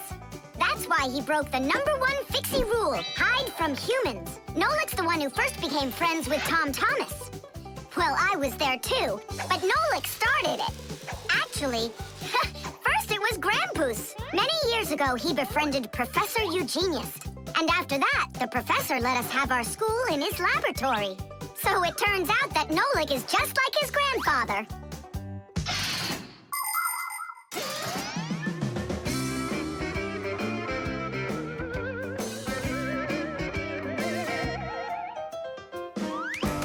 Digit, go on then. Tubes are, Wow! Just look at all the tubes in here. There's rubber ones and glass ones that are curvy. Oh yeah! Pens! Parts of them are tubes too. He stopped talking. He ran out of ideas. And those tube slides at the water park. The barrel of a rifle and the shell of a bullet. Those are tubes. Oh, there's a tube with a serious crack. And it's also dripping and hissing. It's dripping? Where? How can I show you when you kicked me out of class? What's going on? Take a look. That tube up there is leaking. That's acid dripping out. Is that dangerous? It's awful. Any second now, it'll explode. Where did Professor Eugenius go? He went to eat a sandwich. So what do we do? It's a disaster. Don't panic. Fire, Verda. Go to that hose and shut off that valve. Simka, go get a pack-a-mat. We'll fix this pipe ourselves. It's very important to be sure that a pipe won't leak. But making pipes that won't leak isn't so easy. Pipes can be made by rolling up a sheet of metal and sealing it up. Unfortunately, the seam can break, and that's why people have figured out how to make pipes without seams. They do it by stretching out hot metal on special machines. And PVC pipes are squeezed out of hot plastic like pasta. When the plastic is cooled down, it hardens into a pipe. We fixed it just in time. Nolik, way to go there. Hey, Simka, where is he? Don't know. He finally left. Here I am. Nolik, I want to thank you for being alert, and I'd like you to join our class. Tadish! Only don't forget, in my class, students cannot answer unless they're called on.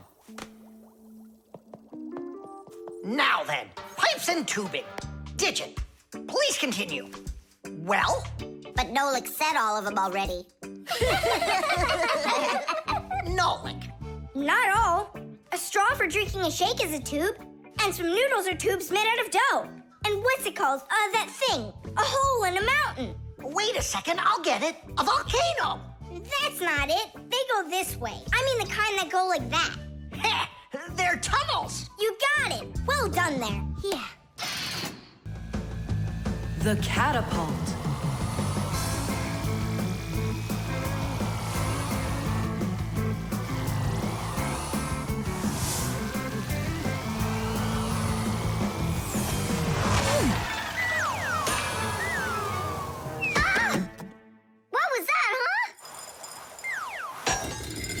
Strange.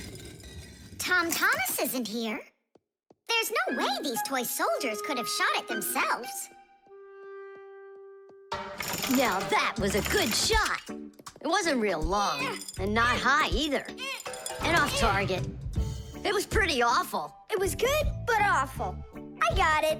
So what do we do? We need to raise it up a little higher. Hey, Fire, Nolik! Why in the world would you shoot at a Fixie? Fixies, they're supposed to be in school right now. Actually, I'm on my way to school. How about you, Fire? Why aren't you in class? Because there it's totally boring. But here, look at what a cool shooter we found. Ha! What did you call it? You've got no idea what this is. It's called a catapult, guys. A cat with gold eyes? It isn't a cat with gold eyes. It's a catapult, guys.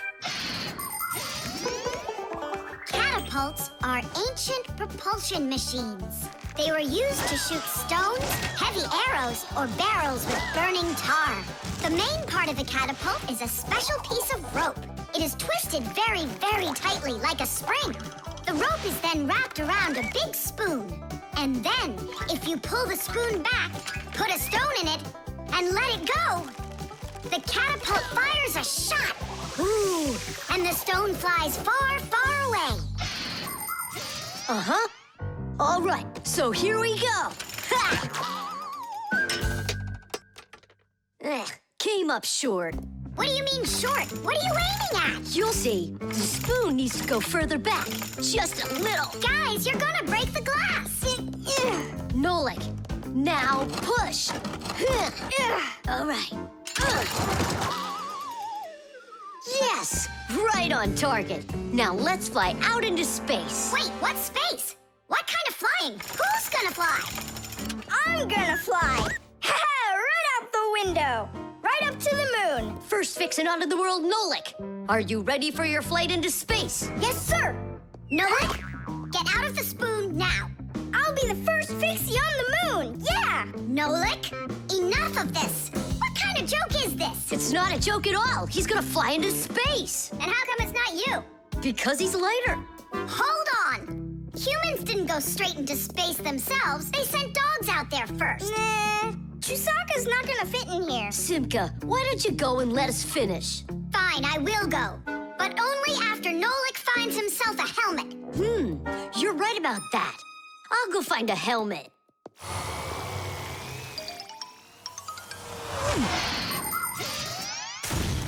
The catapult was invented in ancient times, but people still use them today. Only now, instead of launching stones, catapults are used to launch jet airplanes. You see, the runway on an aircraft carrier is quite short, so catapults are used to help the planes move fast enough to take off. Catapults can also be used to save the life of a pilot. When an airplane has an accident, a catapult activates in the cabin. The pilot is shot into the sky and comes back to the ground with a parachute. A plain old slingshot is also a kind of catapult. It's just a very little one. But be careful with this toy. It can be dangerous to others and to you too. As for us Fixies, the only time that we use catapults is on a peaceful mission. Habus, hurry! Our Nolik's getting shot to the moon with a catapult. What? And if I meet new Fixies up there, what should I say to them? Hi there. And you can ask them to launch you back. So? Let's do it! Fire! Launch it! Stop! Don't! Simka! Nolik! I'm not getting out!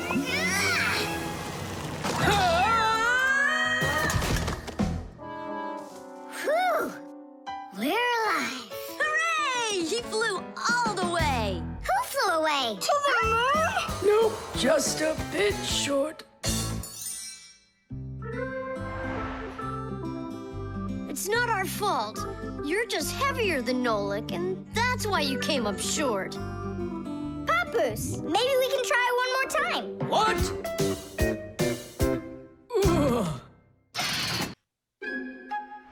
The prosthesis. Simka, over here. Take a look at what I found. It's a bear. Ooh. What bear did you find, Nolik? You know, it's the one Tom Thomas told us about. He was his best friend in the whole wide world. Until he became friends with you and me. What? Uh-huh. Let's try to wind him up.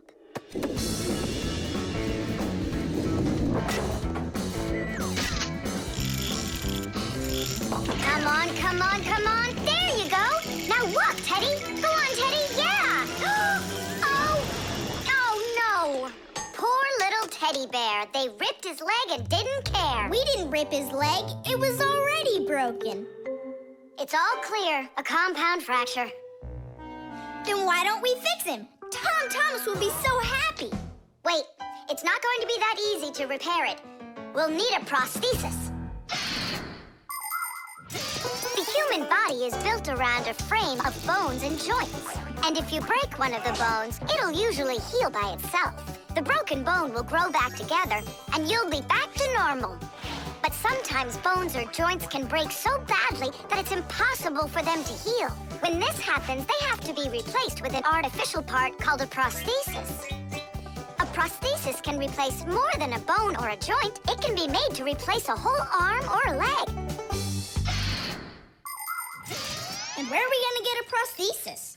I'm positive we can get it from Professor Eugenius. You're right. Help is on the way.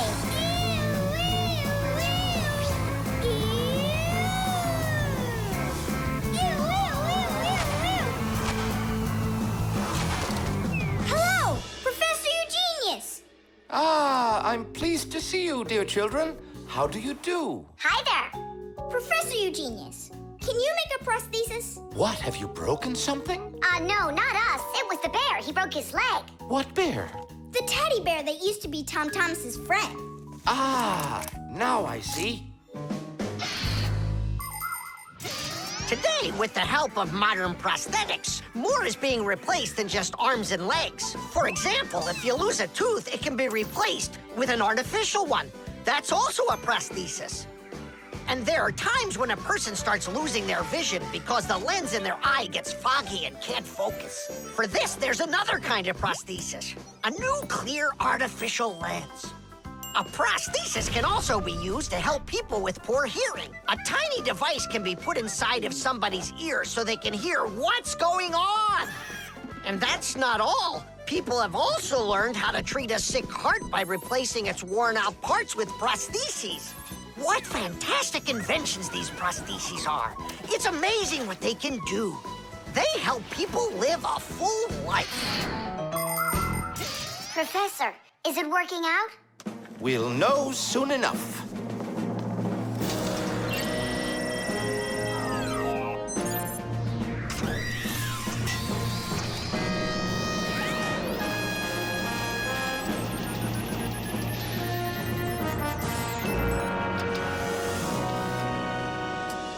Done. Here you go. Thanks so much for your help, Professor Eugenius. Not at all. Take care, kids. In gadgets and devices, our work will never end. Appliances are fickle, they need a loyal friend. At morning, noon, and midnight of every single day. When there is an emergency, you know we're on our way. 1, 2, 3. Inside we'll be all day and night. We fix things right. Well, now this old friend of Tom Thomas's will be just like new, Nolik. Simka, if Tom Thomas makes friends with the bear, then what? Will he stop being friends with us? Hi, everybody. Hi there. Oh, my teddy bear. You found him for me. And you fixed him. Ah, thanks a lot.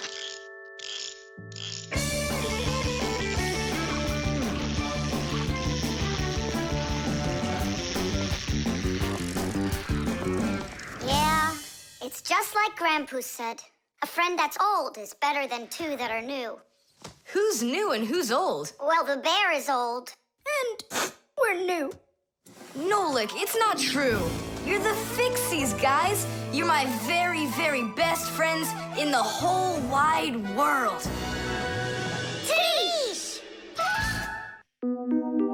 The crowbar. Everything's fine here, too. I wish something would break for a change. It's already been a week and nothing's broken in here. Stop worrying. Everything breaks at some point. Well, nothing seems to ever break inside of this house. That's because we take such good care of it. No, Masya, it's boring with no real work to do. We should move somewhere else. When Fixies graduate from school, they must choose the place where they want to work. Some will work at factories, and some on ships, and some in theaters, and some in hospitals, too. Fixies are needed everywhere. Now, Fixie families with children like to choose places that are a bit quieter. Usually, they'll settle inside of people's houses. It's not too noisy there, like in a factory, but there's still plenty of work to do. They need to check on appliances like computers, vacuum cleaners, telephones, irons, and washing machines. And Fixies always try their best. They just love being busy with work. And so if there's nothing broken in the house, Fixie families will move to a new place where there's much more work to be done. Nolik, did you hear that? I don't want to move anywhere. But think about the kids, dear. They've got their school and friends here. Do you like this friend of theirs? A human kid playing with Fixie kids. You know as well as I that it's just not right. All right, then. If nothing's broken down before the end of the day, that's all. We gotta move. Oh, no, I can't. Tom Thomas comes home the day after tomorrow, and we'd be gone by then. Pull yourself together. And I won't see him anymore at all? Nolik, I have an idea. What idea? If something happens to break down before the end of the day, then we're not moving. But what if nothing breaks? Calm down. We're gonna make sure of it. Simka, you're a genius. But how can we make sure of it? We're going to use a crowbar. A crowbar is powerful and simple. It's nothing more than a heavy metal bar with either sharp or flat ends. It can be very helpful for breaking through concrete or ice. It can also be used as a lever to root out a tree stump or move a boulder. If one end of the bar has a claw cut into it, then it's good for pulling out nails. Yes, sometimes the simplest tools are the most powerful ones. Do we have that tool? We've got our pack-a-mat, and it's got everything. Yay! In gadgets and devices, our work will never end. Appliances are fickle, they need a loyal friend. At morning, noon, and midnight of every single day. When there is an emergency, you know we're on our way. 1, 2, 3. Inside we'll be to fix what's wrong, till it runs strong. 1, 2, 3. Inside we'll be all day and night. We fix things right. How about you let me try? Go on. Nolik! What are you thinking? I'm doing like you were doing. No, you're not. Now I'm confused. First off, whatever you break's gotta look like it broke all by itself. Oh, I gotcha. And second, you gotta break it in some way that can be fixed later. Did someone say something needs fixing? Or am I hearing things? Papas, we just found out that the television's broken down. Are you sure? Yeah, and one of the keys on the keyboard is stuck. For real? For real, and the clock's not running either. Oh ho! Masya, our life is getting back on the right track. Should we fix them? Yeah, what else? We are the Fixies. We live to keep on working, and work for us is fun. So we'll just keep on working, 'cause our work's never done. And deep inside of gadgets, if you look when it's dark, you might just see us race around like multicolored sparks. 1, 2, 3. Inside we'll be to fix what's wrong, till it runs strong. 1, 2, 3. Inside we'll be all day and night. We fix things right. Tidish! Oh, that was a lot to do.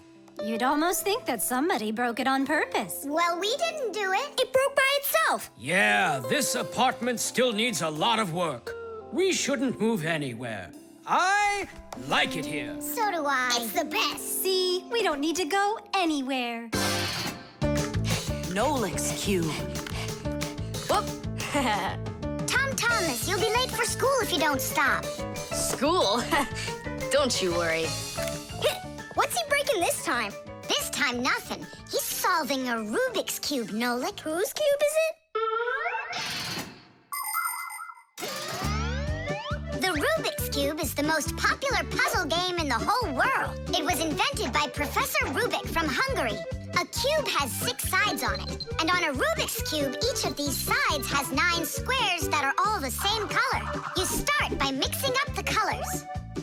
To solve a Rubik's Cube, you have to turn the pieces, and you keep turning and turning them until each side is one solid color again. For instance, red or yellow or light blue. That's nothing. Hey, Tom Thomas, how long have you been messing around with this cube already? It's been 3 whole days of turning. 3 whole days? We could solve that puzzle in 5 minutes, now couldn't we, Simka? Oh, really? Then go right ahead. I'm off to school. Well, you ready to show Tom Thomas who's boss? Just count me out. Hey, I thought you said Rubik's Cubes are easy to solve. I never said anything like that. This problem is all yours, Mr. Bragger. All right, I'll figure it out myself.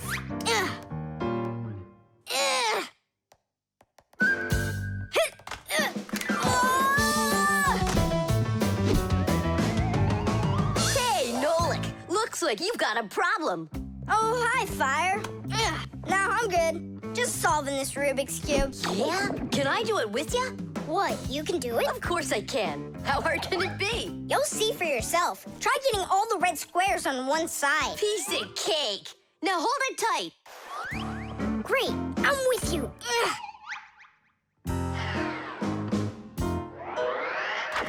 Whoa!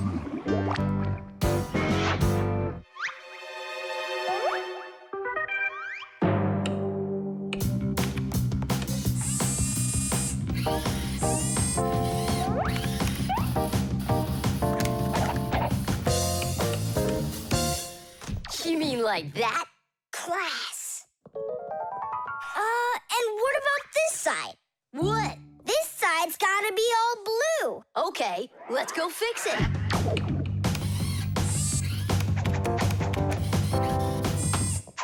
There, like you wanted. Now what happened to the red side? Huh? Simka was telling me that on each side there has to be one color. Oh, like Simka'd be able to do this? Simka can do it all. Well, if Simka can, then I can too.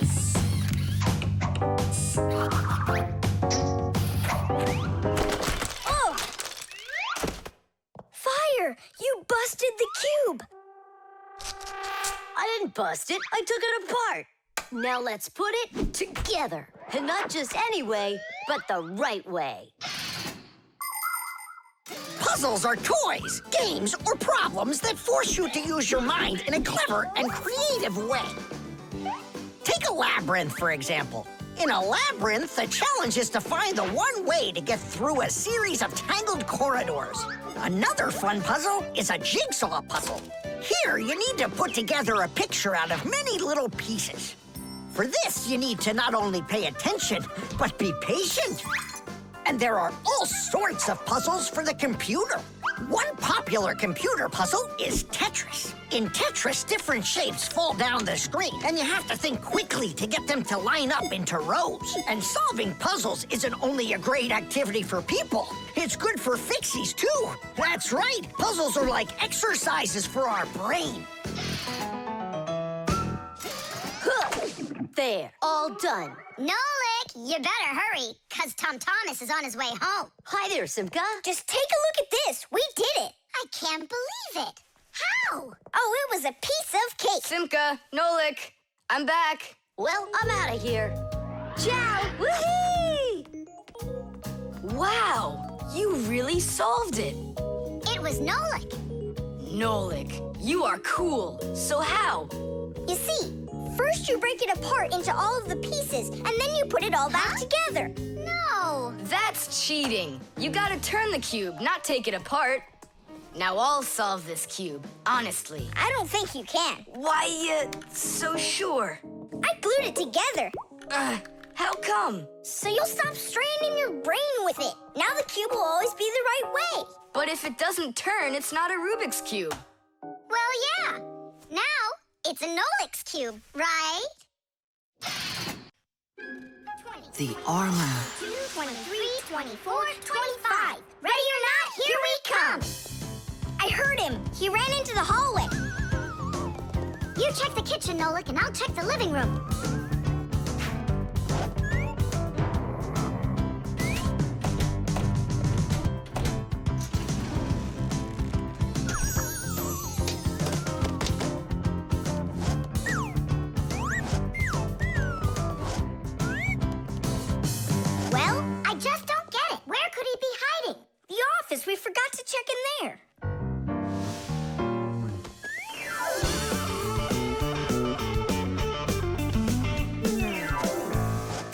nowhere in here for him to hide.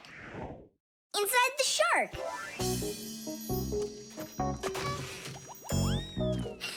Nolik, Tom Thomas couldn't even fit half of himself inside of that shark. Yeah? Then in that huge vase. Uh-huh. He's all scrunched up in there and laughing at us. Oh! Simka! There, did you hear that? He is in there! There's no one, but I know that I heard a hee-hee. You imagined it. Let's go take a look in the bathroom. I imagined it. It's so stuffy inside this armor.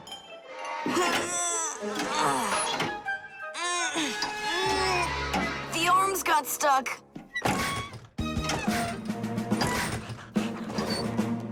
Where else could he be?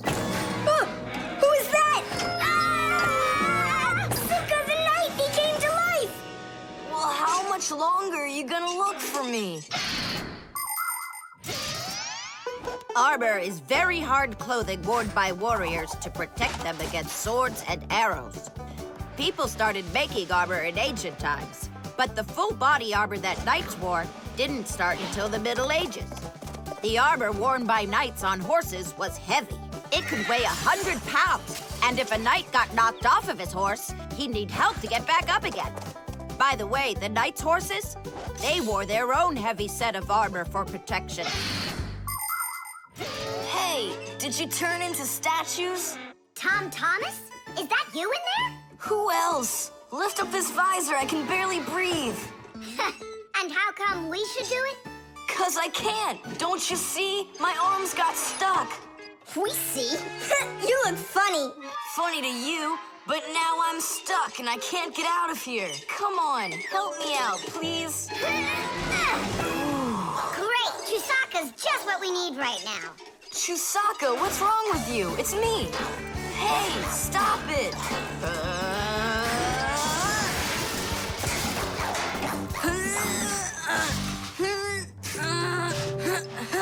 Help, I can't get up. Come on, let's undo the latches, Nolik, quickly.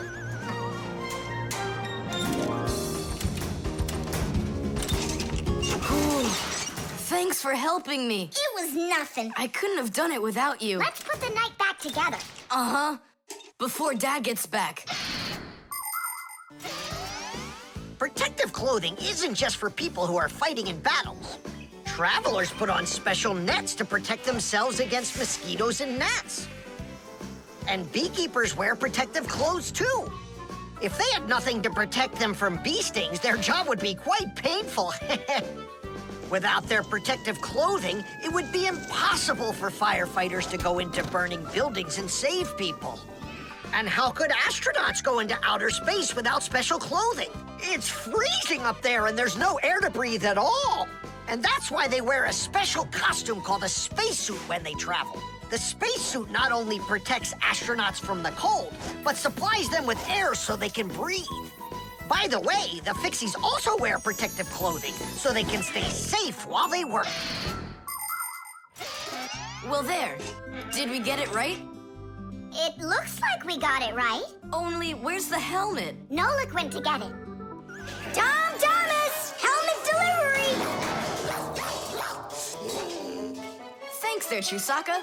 Whoa there, Warhorse. Calm yourself down. There we go. It's all back in place again. Too bad that your knight looks like a ballerina twirling around. You see, his arm. I can't move it. It's stuck. Here's what we'll do. Give him something to hold.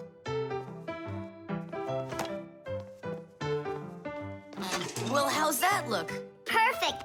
Now we can paddle into battle. The laboratory.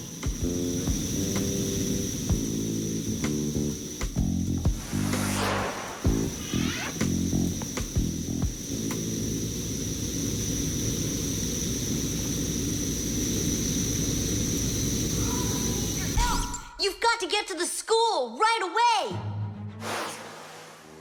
What did he say? That we've got to get to the school. How come? Did you hear why? I didn't, did you? I wonder if Simka didn't go to school today. Or if Nolik got into some kind of mischief. Oh, I'm worried this is something serious. La la la la la la. And that's 5, 6. I like this hairstyle. 7, 8. Hi there. Hello, Verda. Where's Grampus? I'm not positive, but go and look in the chemistry area over there. Over in chemistry? Tell us, was Nolik doing anything wrong today? Nolik? He's always fooling around. Right. So we're not here for anything Nolik did. Maybe something awful happened to him. Like what?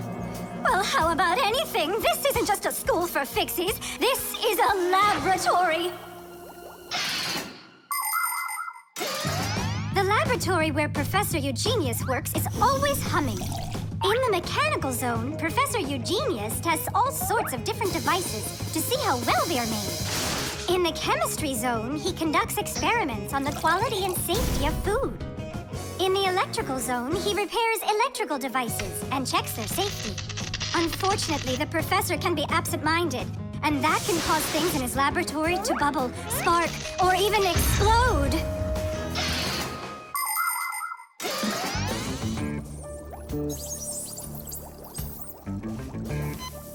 Marcia, there's nothing to worry about yet. But how can I not worry?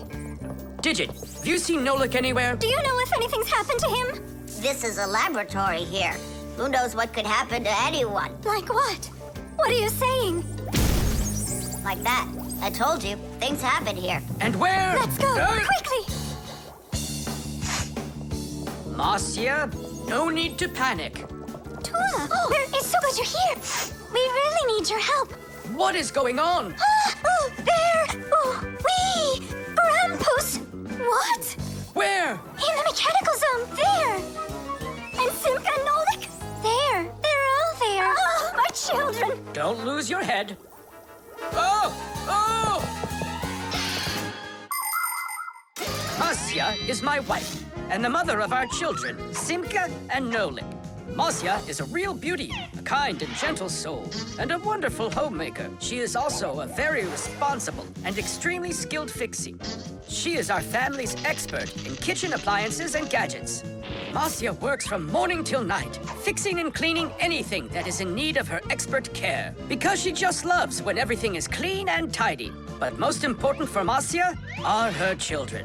She takes loving care of Simka and Nolik and tries to protect them from harm. Marcia worries about them so much that sometimes her imagination gets carried away with what might have happened to them. Although our little Nolik can get himself into situations that even Marcia could never have dreamed of.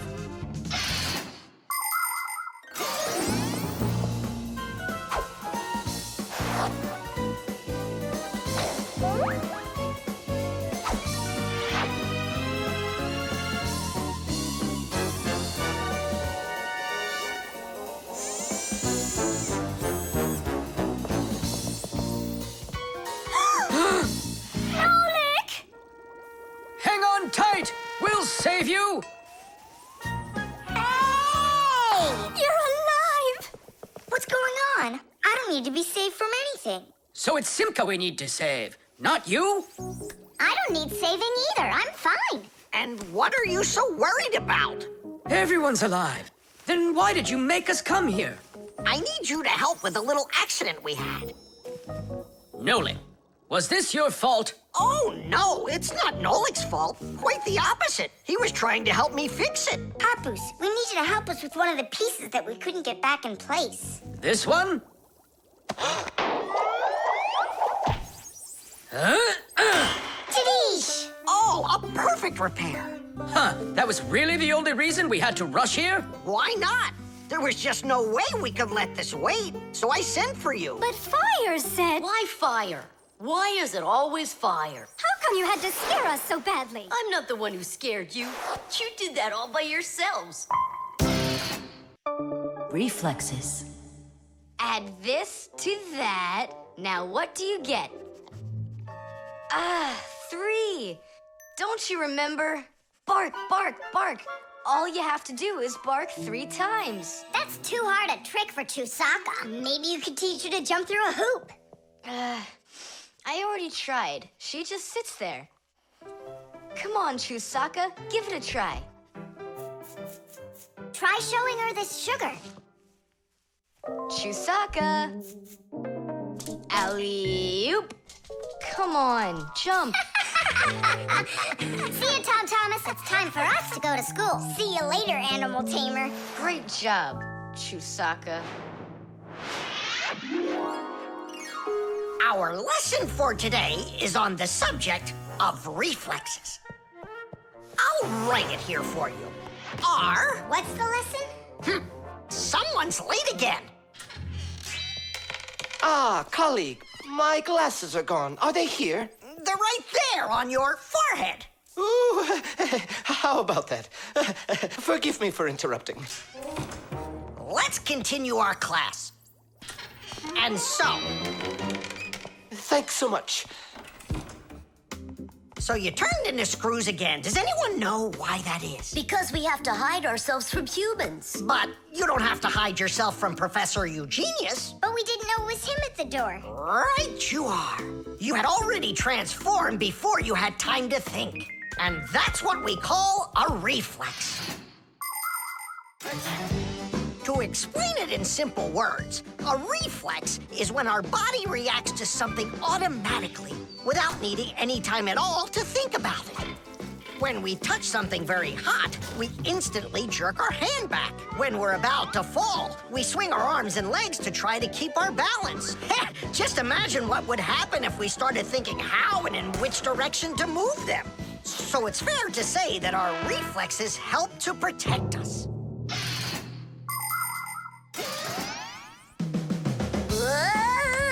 No kidding. They protect us. My nose itches.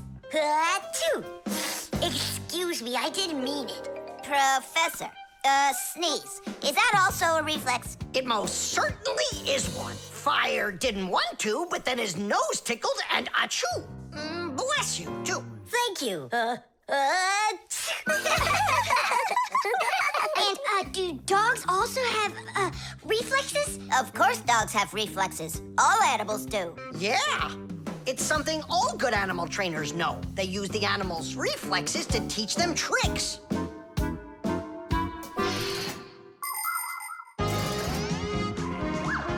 Many humans teach their pets lots of commands, like to bring a ball, to count, or even to dance. But to train a pet, you gotta know what to do.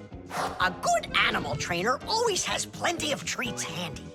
As soon as an animal follows a command correctly, like standing on its hind legs or jumping over a hurdle, the animal gets a treat. And then the trainer makes a unique signal right away, like clicking his fingers or blowing a whistle. After repeating this training over and over, the animal develops a reflex. Once it gets the signal, it carries out the command and then gets a treat. But the most important thing about animal training is to love your trainee and never hurt it. Otherwise, no treat will work. Tom Thomas, we just learned in Fixie school how you can train Chusaka. Yeah? With the help of reflexes. With what? Where's Chusaka? Call her. Chusaka, come here. Give her a math problem, a nice simple one. Add this to that. Now what do you get?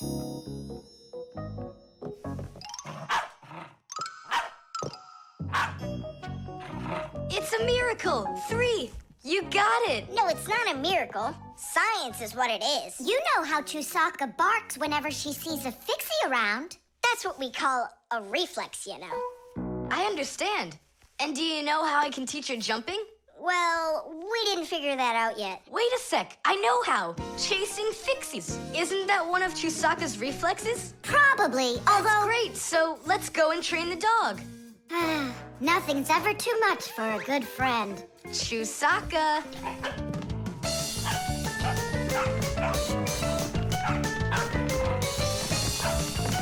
It's pretty tough work being a dog trainer.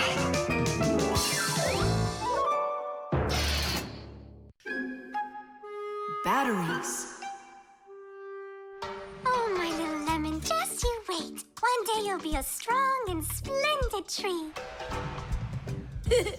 She's talking with a flower pot. Oh, you scared me. Do you like it? Like what? My seedling, don't you see? It will grow into a huge tree. And there, amongst the green leaves, will be beautiful yellow lemons. Class! From that thing? Lemons? Oh, yeah. It'll grow into a tree. All it needs for that is to gather energy. Get energy from where? From our sun. The sun? It'll be so slow. Oh, batteries would be faster than the sun. Batteries? I really don't think so. Tula, do you know how much energy they have? Let's just bury a bunch of those batteries in here, and you'll be watching your lemon plant shoot up into a tree. Are you positive? Absolutely. And where can we get the batteries? Over there. Professor Eugenius has a whole box full of them.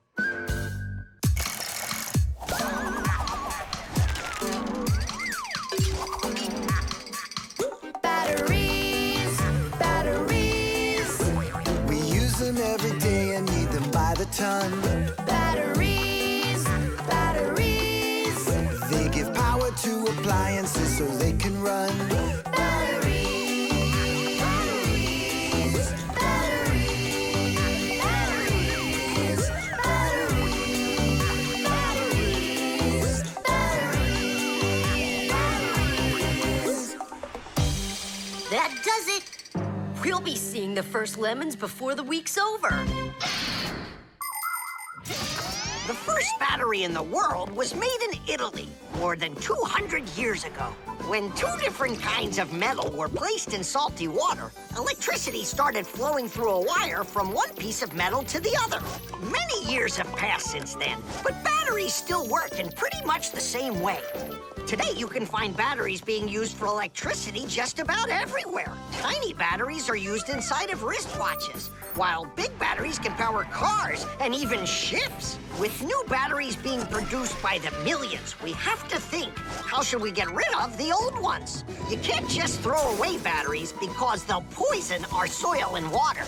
The best way to dispose of batteries is to take them to a special collection station that sends them to factories for recycling.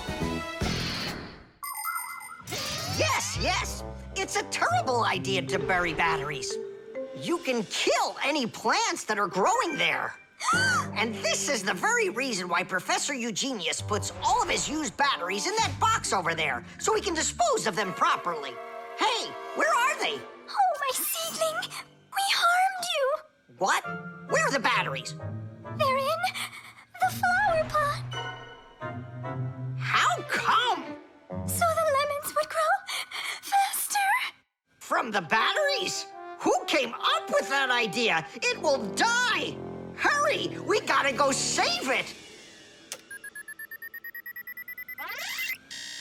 The soil's contaminated. We've got to find a new home for the seedling. But where? Over there. There's a pot with healthy soil. Let's do it! Batteries, batteries. They come in different sizes, shapes, and colors too. Batteries, batteries. Could be yellow, might be green, or maybe red and blue. Batteries, batteries, batteries, batteries,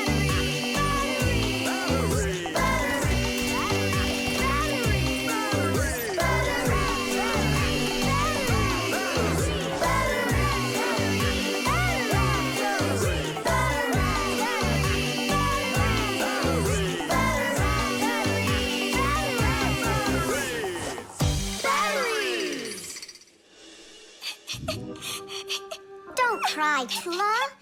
The seedling will be perfectly fine. It will grow big and strong with branches full of beautiful lemons and oranges. And watermelons. It's a lemon tree, Fire. Will you ever stop going too far, like with the batteries? Well, anyhow, batteries are cool, right? Look how many appliances can't work without them. You're right. Appliances can't work. Look, the seedling's coming back to life. It really is. Tula, tell us, isn't it splendid? Splendid. The clocks. Go around. Left side. That's crazy, you'll crash. No, I won't. See, I told ya. What? Huh? Nothing. Now you talk with your computer like it's your friend. Listen, that's enough playing for today. Oh, Mom, just a little more. I'll give you half an hour while I cook dinner, and that'll be enough for today with the computer.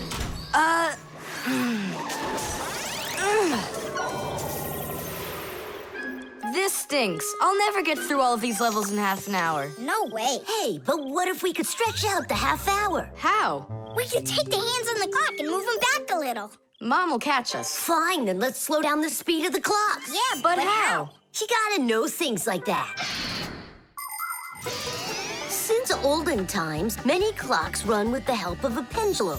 The pendulum controls how fast the hands of the clock turn. If you make it longer, the pendulum will start to swing slower, and the clock's hands will slow down. If you make the pendulum shorter, the clock will tick faster.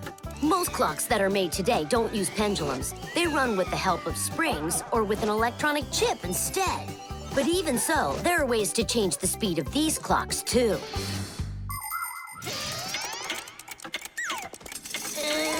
Push it! Wow, you did it! It's amazing how much slower it is. That'll give you lots of time to play. But now you gotta slow down the clocks in the kitchen. Yeah, and every other clock you got.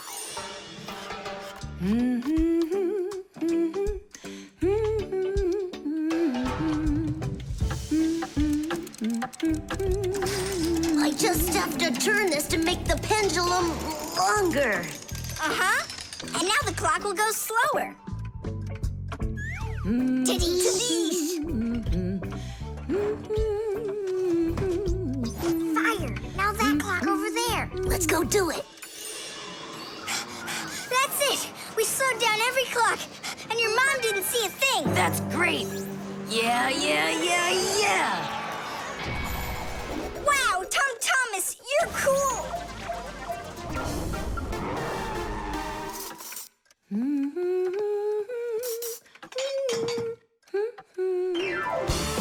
Amazing! He got another one! Awesome! You're unbelievable! Way to go! Huh. That's strange. Hooray! Incredible! Yay, I did every level. Oh, thanks. You're both just... The time masters of the universe! Yeah, but I'm getting really hungry, and Mom hasn't called me for dinner. Because a half hour hasn't passed on the clock. Hey, do you smell that? Something is burning. What happened? A fire? I don't get it. I was just waiting for 30 minutes like I always do, but everything burned this time. Maybe the clock stopped? No, take a look. They're working. Oh, I'll make you some oatmeal. Oatmeal for dinner? Mom, I need to, I'll be right back. You see what you've done? Time masters of the universe? You gotta go speed those clocks back up. Okay. We'll speed them up. They'll be caught up in no time. Humans have come up with lots of different ways to measure time. For example, if you stand a stick in the ground, you can measure the time of day by watching where its shadow falls. That's a very simple clock called a sundial. Another simple and ancient clock is a water clock. It keeps track of time by measuring how much water has poured out of it. And if the clock uses sand instead of water, it's called an hourglass. But humans weren't able to accurately keep track of the time until they invented mechanical clocks. They come in all sorts of sizes, from grandfather clocks to watches worn around the wrist. Today, we also have easy-to-read and accurate electronic watches and clocks. But the most accurate clock of them all is the atomic clock. It tells the entire world the exact time.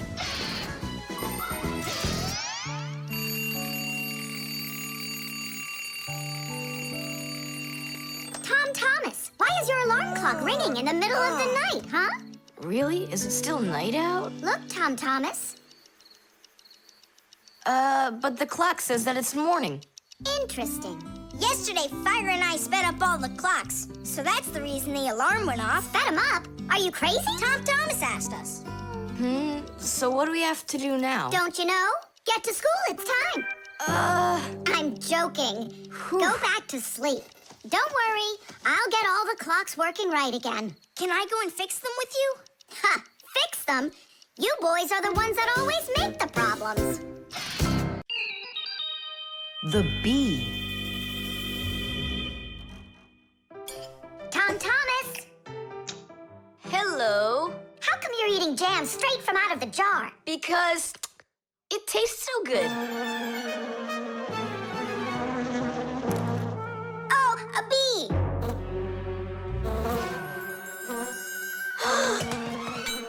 Shoo! Get out of here! Leave it alone! It's just a plain old bee! Well, I was bitten by one of those plain old bees once. Tom Thomas, don't do it! Go away, you pest! Flies are pests. Bees are very helpful and useful. How can a bee ever help us out?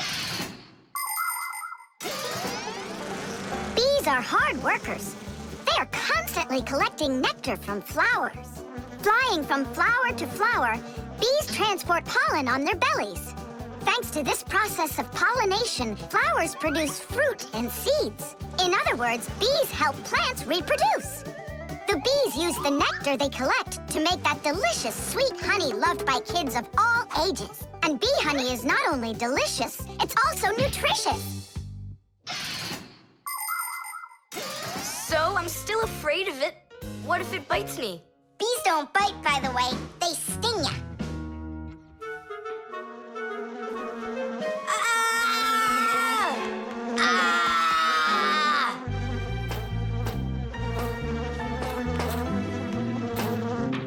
Well, now I'm gonna show ya. Don't! The bee's the one who should be afraid, you tyrant. Yeah, you let it go, tyrant. Why are you calling me names? Who's stopping her? She can fly away if she wants. We need to show her the way out. Well, how? Here, little bee. Fly this way. Why don't you try going? Then what can I say?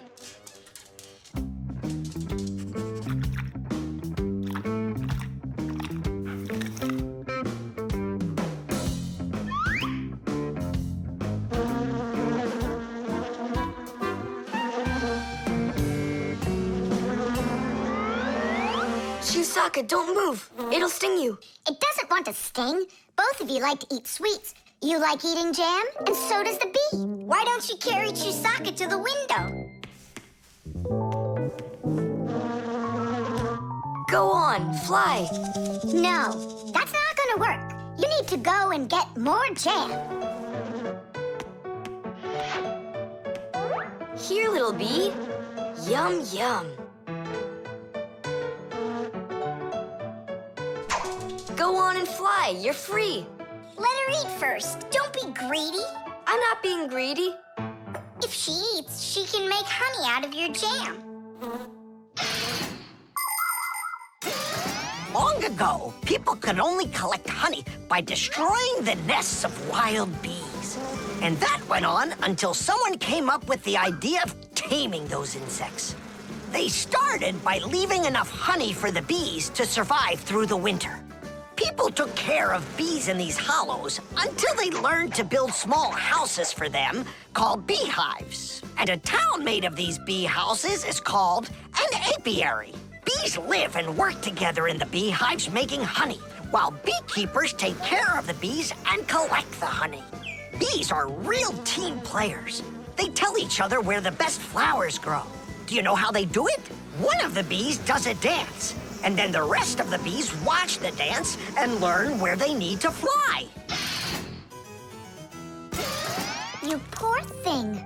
Tom Thomas tired you out. I told you there's nothing to be afraid of. You see? She's just so nice and kind. I'm not afraid of her. She wouldn't let me eat my jam, that's all. Well, now it's time for you to fly away. Whoa! She's playing rough here. I want to try. Nolik. You're too little. You'll have to grow to do this job. Whoa, whoa, whoa. Calm down now. Now let's fly. Hey, Simka, the window's back there. I can see that without you. So how can I get you to turn around? Cool! Hooray! She's listening to me! Phew! Woohoo! Don't miss the window! Now! So long, honeybee! Tidish! Tom Thomas, do you have any more of that jam left? Yeah. What for? Bring it here. We'll get more bees to fly in. How come? What do you mean, how come?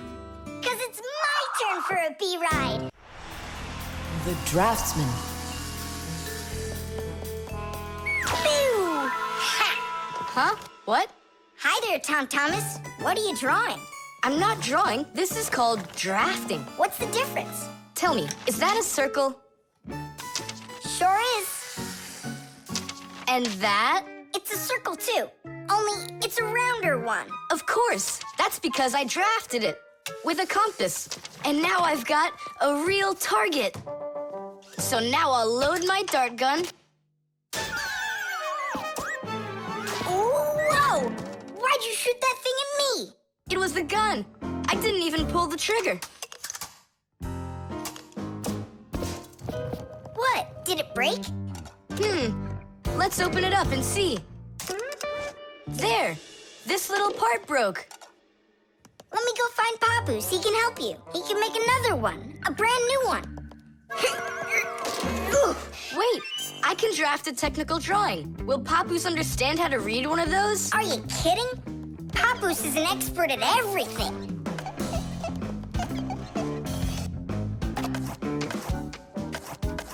Done! Wow, Tom Thomas, you're a real technical drawer. A draftsman, Nolik. That's what they call it. Try drawing a perfect circle by hand. Can't do it, huh? Well, with the help of a drafting compass, your circle will turn out great. Just put the needle point in the center and turn the compass, and it's done. A compass is only one of the many different tools for drafting. For example, if you need to draw a straight line, use a ruler. And if you need to draft a frame for your picture, you can use a triangle. First draft one side and then the other. And then to finish your frame, just turn the triangle upside down and draft the two remaining sides. You'll get a perfectly squared frame. There are also drafting instruments for making curved lines. They are called irregular curves or French curves. But actually, now people use computers more and more for drafting technical drawings. Papoose! Huh? What happened? We really need your help. One of the parts broke in Tom Thomas's dart gun. Could you make it? What kind of part exactly? Look, here's a technical drawing. So, you even got a technical drawing. Very good then, let's take a look at it.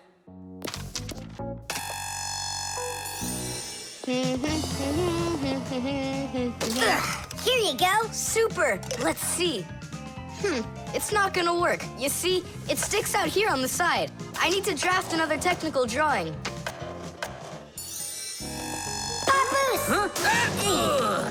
Nolik, you scared me again. Forgive me, but the part has to stick out over on this side. And you're sure that's all? That's all, for real. Tom Thomas, it's done. Listen, while you were gone, I realized that the part needs to have a hole right here.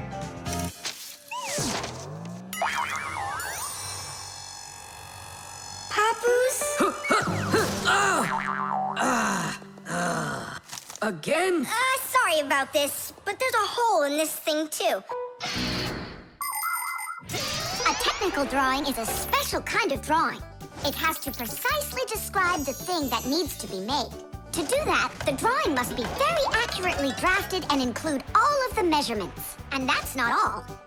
If the object is complex, it must be drafted from at least 3 sides, including the front, the side, and the top. You see, the object looks different from every side. So if you don't want to work over and over again, learn to draft correctly.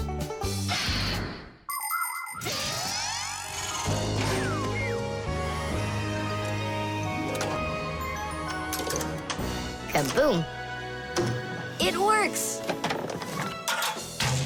Bullseye! And all thanks to our technical drawings. Yeah, after 3 tries, right? Some draftsman you are. Now I can draft all sorts of technical drawings. Even one of you if you'd like. No, don't bother. Hey! Great. That tickles. Now do me a favor and turn. Hey, what are you doing there? Just stop. What's going on? Now I think I got it. It's done. And what's that circle for, huh? That's the top view.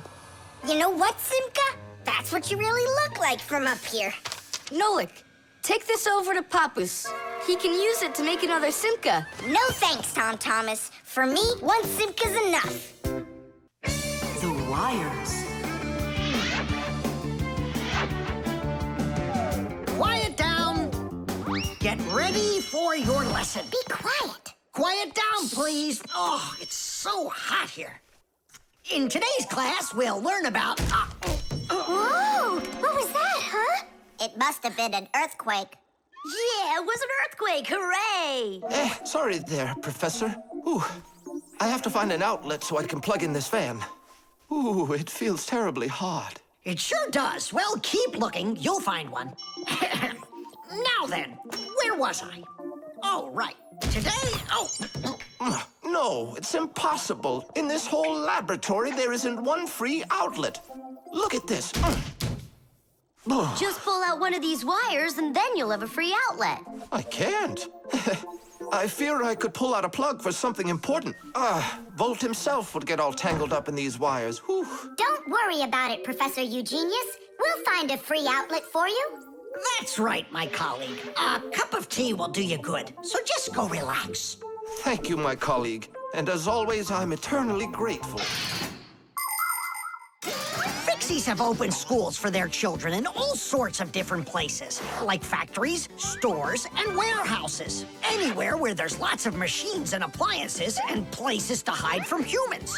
And this is where we hold our school, right here inside the laboratory of Professor Eugenius.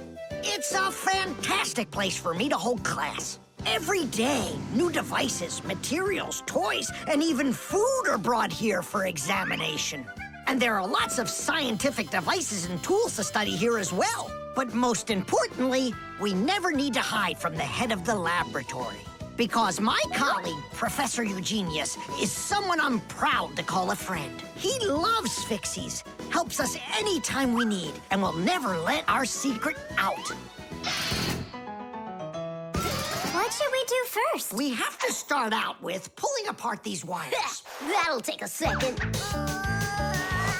Over here! No, here. Nolik, come help! Let's do this. Come on, come on, come on, come on, come on. Just one more time. Stop it!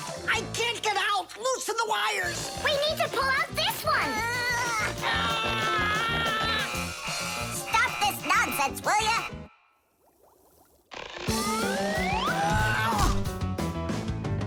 Thank you, Digit. Tidish. Well, the way I see it, in order to get the knot out that's over here, we need to expand the loop that's over there. And then push that wire through it.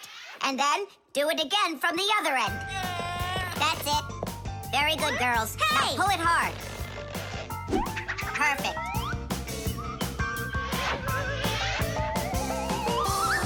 Hey, check it out. This green wire up here isn't plugged into anything. Then no one's using it. So that means we should go and pull it out from the outlet. Got it.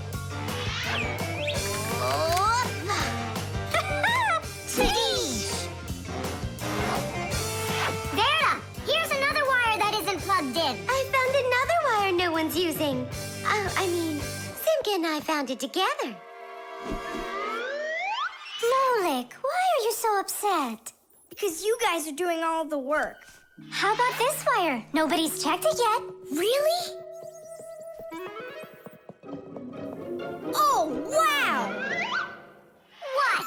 Did you find some treasure, Nolik? Uh-huh. There are 6 free outlets under here. Great! Now Professor Eugenius can plug in his fan, and his kettle, and even his soldering iron.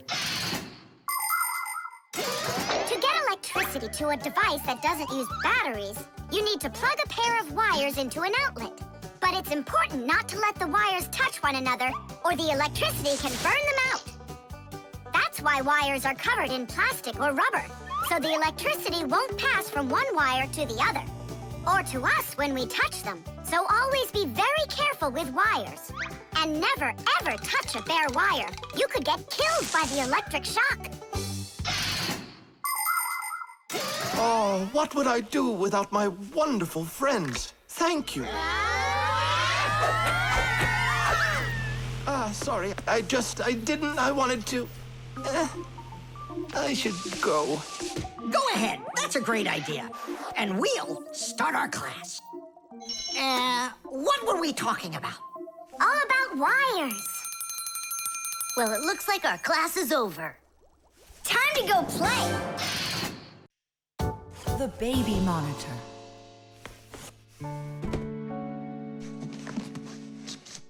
Oh, it's my old baby monitor. On. Check. Checking. 1, 2, 3. Checking. It's working. Why don't we give it to the Johnsons? They just had a baby the other day. This is mine, and I'm planning on using it. Aren't you a little too big for it? No, I'm not big at all. Well, I didn't realize that you're still a little boy. And a greedy one at that. They're never gonna notice this. Hey, Fixies, are you here? We're here now. Why did you call us? I gotta show you how I turned into a mind reader. I find that just a little hard to believe. Okay, then I'll show you. I'll leave you alone, and then you'll hide this button wherever you want. Then I'll come back and find it. You got it. So where's a good hiding place? Well, we gotta think of one. Right here, under the keyboard. Great! Go on, Nolik. Come on in. We're ready for you. And now, I'm going to read your thoughts. Here I go. You hit the button here. Look! Ta-da! He really does read minds. Oh, that was a lucky guess. Bet you can't do it again. Well, I bet you I can. We're gonna have to be sneakier. Verda, she's the most beautiful girl in our class. She knows it, too, and doesn't hesitate to use it. She can even be a bit sneaky, like when she needs help with her homework. Then Digit suddenly becomes her best friend. But if she doesn't want to carry her pack-a-mat, she'll say, "Fire, please help me. You're just such a strong Fixie." But all us boys like her just the same. Digit does, and Nolik does, and I guess I do, too. Although, I really like Simka more. Or maybe Verda. Or both of them. I haven't decided yet. Verda can be difficult and even bossy sometimes. But one thing I know for sure, Verda's a good friend.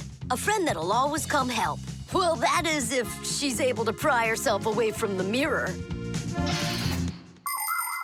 I think that we should throw it down into this pencil cup. But then we concentrate on another place. That is good, but it won't work, Fixies. Come on in.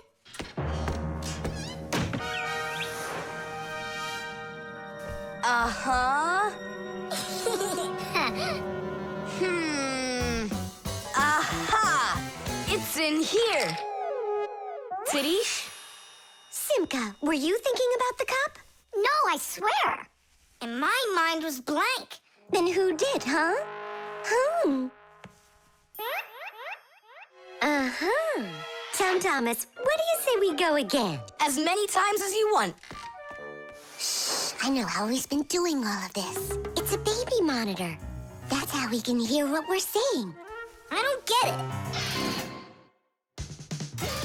A baby monitor helps parents watch over their babies.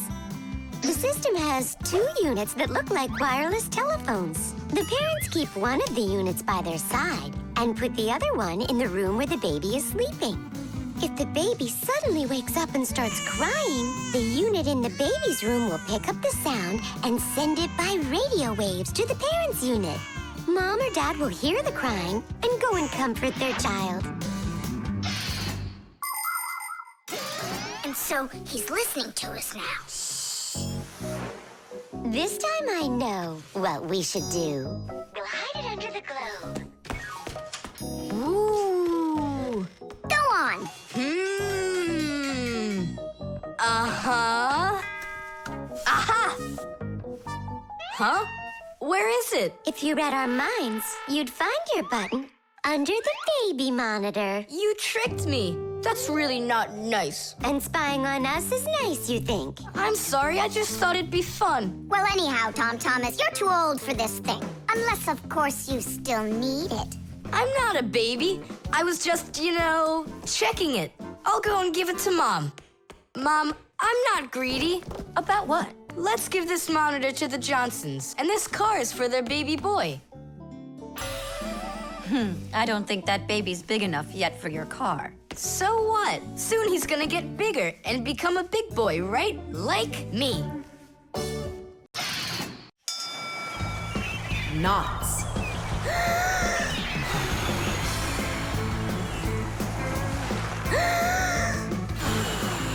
Nolik, there are pirates off the starboard side. Battery, fire! Hey, I'm not a pirate. Why'd you hit me? That's it. I'm tired of playing the wind. Where are my pirates? This looks great. Can I board your ship? And what are your skills? Tons, like protecting the ship and yelling hooray when we win.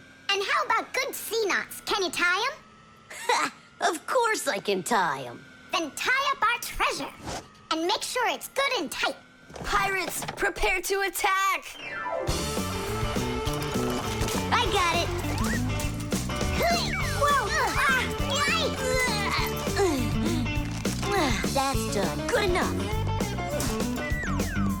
Hooray! It's good and tight. Now can you survive a storm? Without a doubt. Our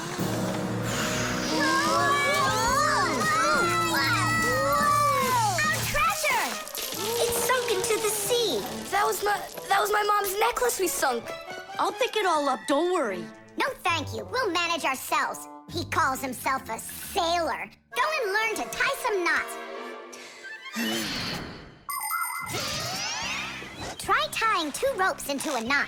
You think it's easy? A badly tied knot will untie itself before you know it. Here's one way to tie it right. First, cross over the 2 ends like this. Now, to finish the knot, you've got to cross them over again. But not this way. It's got to be in the opposite direction. When it's done, it looks like one loop inside another. This kind of knot is called a square knot. And it won't untie as long as you tie it right. And that's just one of the many kinds of knots a sailor has to learn.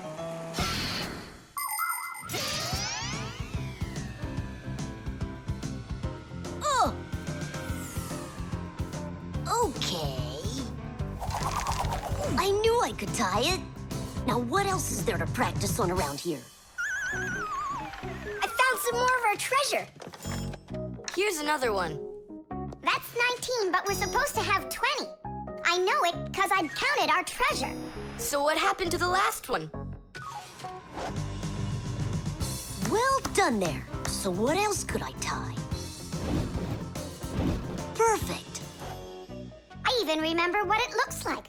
It's a different color. It's a bright red one. Oh, Mom's gonna notice right away that the red one's gone. I gotta go find it.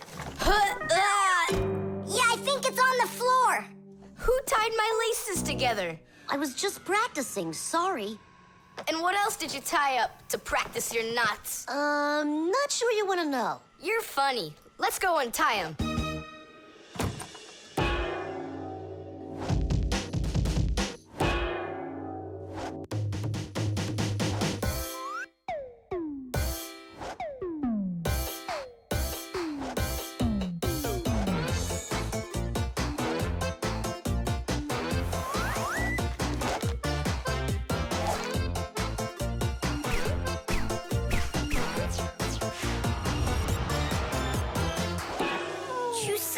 Don't look at me that way. I'm scared. She's just staring at her own whiskers, Nolik. And what have you done to her whiskers? Well, I tied them with the square knot. Fire, you're just a blockhead. And why don't you tell us what else you've done?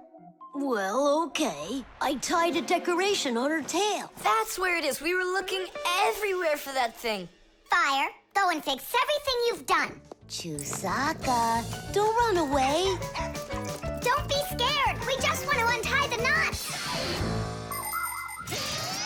Sailors have developed all sorts of different knots. Without them, they couldn't control their sails. But we couldn't get by without knots on land either.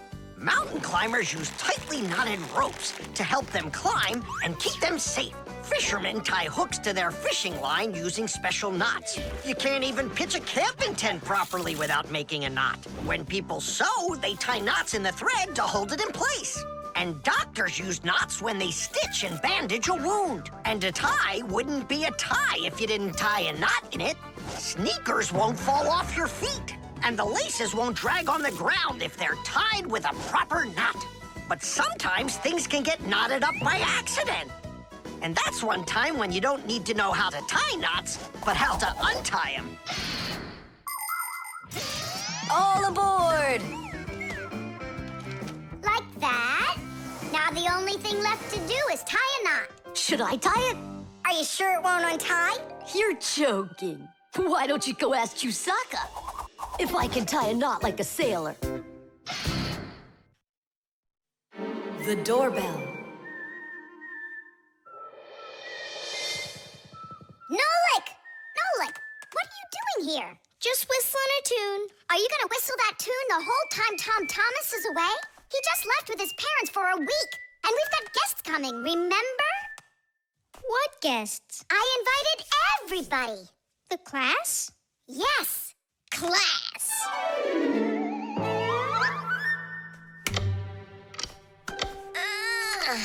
Are they sleeping in there what, huh? First they invite us, and now they don't want to let us in? I'll share the present with you, then. Fire. Maybe you'll get it to work now. When they get here, they'll ring the bell. How come? Why don't they just do what they always do and climb through the keyhole? No way. It's not that simple, Nolik. Today, they're our guests. Ah. The guests ring the bell, and the hosts let them in the house. It doesn't ring. You think the doorbell's broken? I say we go fix it. Before we fix anything, we need to know what went wrong with it. First we'll fix it, and then we'll know what it was. Back in the olden days, people would hang a bell over their doors with a string, and guests would tug on it to make it ring. Today, doorbells are electric, and they make all sorts of different sounds. Some buzz, some ring, and some even chirp like birds. The sound comes from a box inside the house called a chime. To make the chime ring, you push a button that's located outside. The button works just like a light switch, but instead of turning on light, it turns on sound. Verda, will you join me? Whoop! I gotta think about this. Yeah. Simka! You think your guests are gonna come at all? Simka! Tula? Hey! The doorbell doesn't work. It must be broken. That's odd. We heard it ring this morning. Nolik, let's go. First, we'll examine the contacts. Yep, good and tight. Okay, let's check the speaker.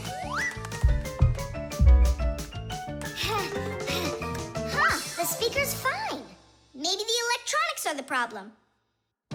And what if we disconnect these wires and switch them? What'll that do? We'll know soon enough.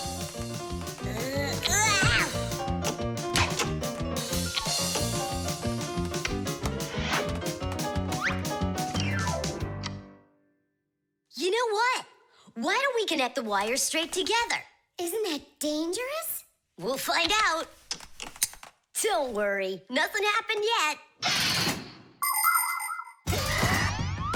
Fire. He's the engine of our class. He's the fastest, the nimblest, and the bravest. Fire never sits still for a second, and he's always looking for adventure. New ideas just burn in his head. And that's why his name is Fire. But not all of his ideas are very good, so he's constantly getting bumps and bruises. He just can't help getting carried away. If he's burning with an idea, he can even forget about his classes at school. Grampus punishes him for that. But it doesn't seem to bother Fire, because some new plan will pop into his head the very next second. To be honest, Fire's my favorite out of all the boys in our class. It's sure never boring when he's around. Hey, you down there. I figured out why it's not working. So what's the reason? There's no electricity in the whole house. So that's why the bell isn't working. And what? We can't visit like real guests do until the electricity comes back? And when will it work again? Don't know. It could possibly take hours, guys. Oh, it's working again. Ah! Enough ringing! Hey, Fire, quit fooling around! He's not fooling around. It's not me, see? Then who's ringing it? I don't know. Well, I know. The doorbell's ringing because Fire connected the wires together. True, but I'll fix that right now. Ha! Your guests sure are noisy. Yeah, thank goodness the humans aren't home right now. Hello? Hello there, dear guests. Let yourself into our home through the keyhole. So, should we go in? Go where? Go inside. Nah, that's not how guests act. So what do we do? Real guests always ring the bell. Okay, hold me tight. The camera.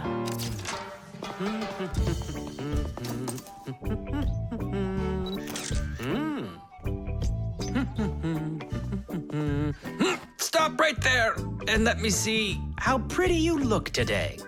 Well, just don't tell that to the elevator.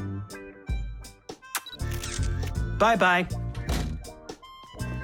Check it out, Nolik. Class, huh? You're not gonna get in trouble for doing that? No. My dad gave me permission to take a few pictures with this camera. No, I mean the picture. You're sure that your mom and dad will like that you took it without asking for permission? But look, what a good picture. You know what, Tom Thomas? You're like a regular paparazzi or something. Paparazzi? They're the ones that take one photo and get millions, aren't they? You're right. And don't care about anyone except their photo paparazzis. Did you ever wonder how a photo camera works? Let's say you want to take a picture of nature. The light that's outside goes into the camera's lens.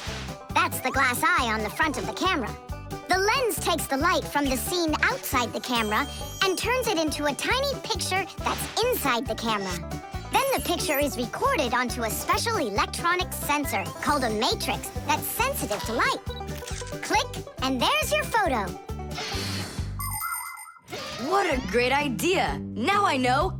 I'm going to be a paparazzi. Hey, what about your promise? What promise? To never take a picture of us. We're a secret. Stop. Hey, relax. I'll delete them all later.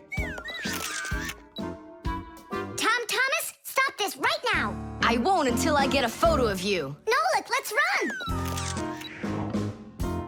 You can't run from me.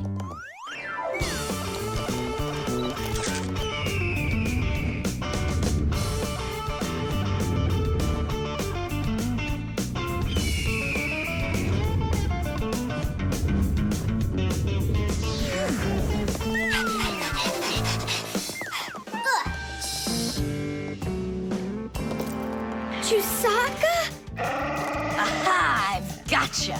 The story of the century! The monster and its prey!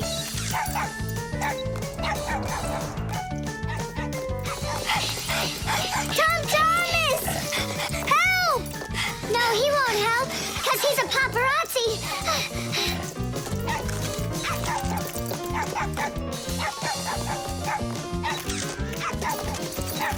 Yes! I got it! That's my best photo yet! What's all this noise about? Awesome shot! The first cameras were invented almost 200 years ago, but they worked very slowly. If you wanted to have your portrait taken, you'd have to sit still for a whole hour. After film was invented, cameras got much faster, and it became possible to take about 10 pictures a minute. On a piece of film, everything appears to be backwards. Black parts of the picture are white, and the white is black. It doesn't look normal until the picture is transferred from the film to a piece of photographic paper. Now people shoot pictures with digital cameras that work without any film at all. You can look at what you shot instantly on a screen to see if you like it. And if you don't like it, you can try shooting another one. And today, you don't even need a separate camera to take pictures. Almost every mobile phone has one.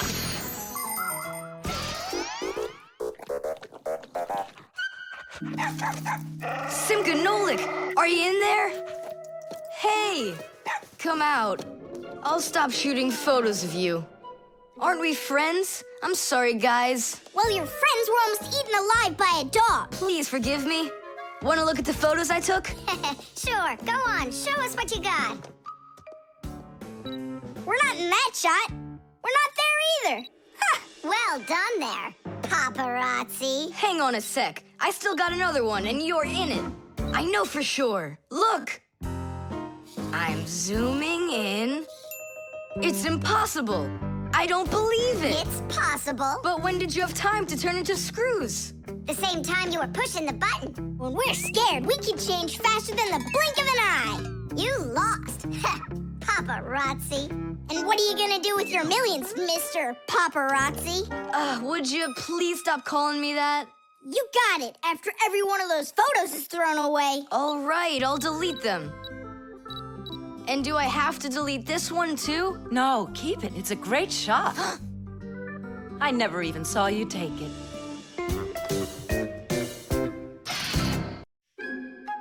The oven.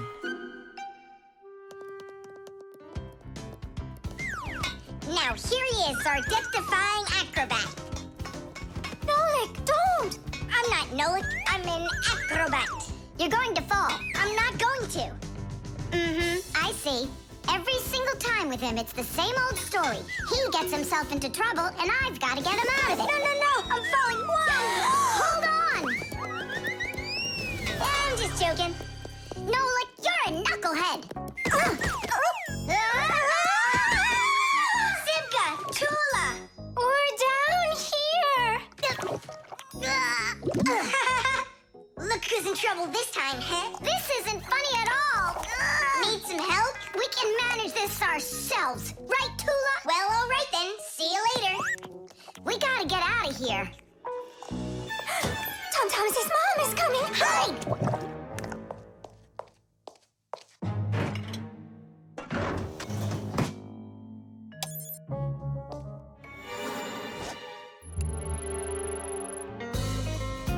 Hi, Tom Thomas. Hi, Nolik. Are you up for a ride? Because this train's leaving the station.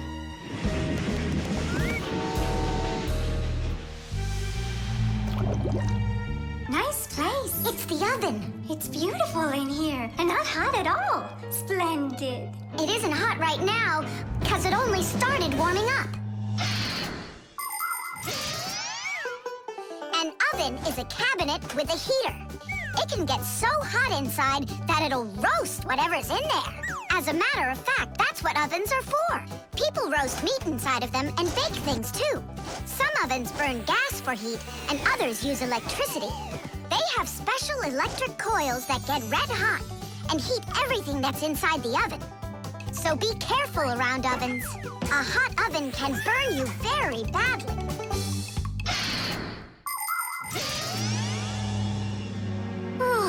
It really is getting so hot.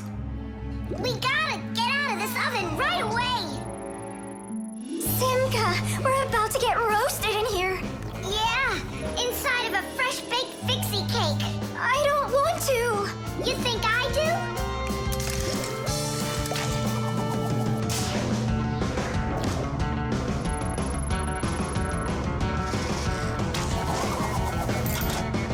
Here, grab on tight.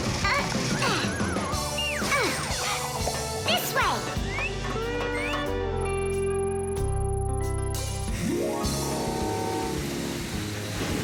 Be careful, you'll fall off. You're You're just like Simka. She told me the same thing, and then she was the one who fell right into the batter, together with Tula. What? They both fell in the dough? Oh, yeah, and they're probably still stuck in there, too. Tom Thomas, the cake's fresh out of the oven. Do you want to try some? Where could they be, huh? I don't know. Maybe they're inside the cake. They could have turned into screws. We gotta find them. Hey, what are you doing? Eat. Stop playing. Hey, watch out. You could break your teeth. The first ovens in ancient homes were nothing more than simple fire pits where people cooked on hot coals. Later on, the stove was invented. Every house had a stove made out of stone, clay, or cast iron. People would burn wood or coal in them. These stoves produced enough heat to make soup or bake a cake. And then in the 19th century, the gas stove was invented. Gas stoves are much more practical than wood-burning stoves. 1 second and the gas is burning. A few more minutes and the water's boiling. They're very convenient, but they can also be dangerous because if the pipes aren't in good condition, there can be an explosion. Today, there are also stoves and ovens that run with electricity. They use electric heating elements for frying, boiling, or baking foods without fire at all.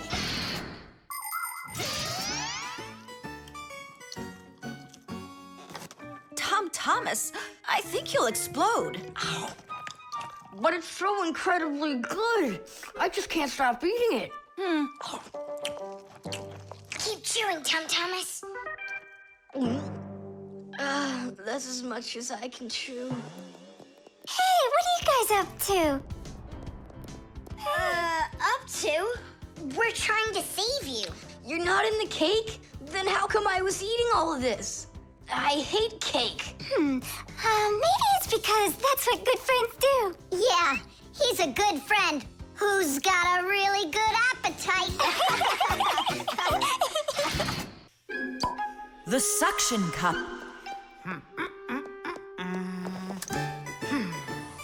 Where's Professor Eugenius? Did you see him? Not yet. Strange. He told me he'd be here today to conduct some tests. Rampoos, right here under the glass. There's a note. Dear friends. That means the note's for us. That's because Professor Eugenius can always count on us. I'm off for a conference today. So what should we do? While I'm away, please keep an eye on each of my tests. There's the wristwatch. And where is it? It's right there.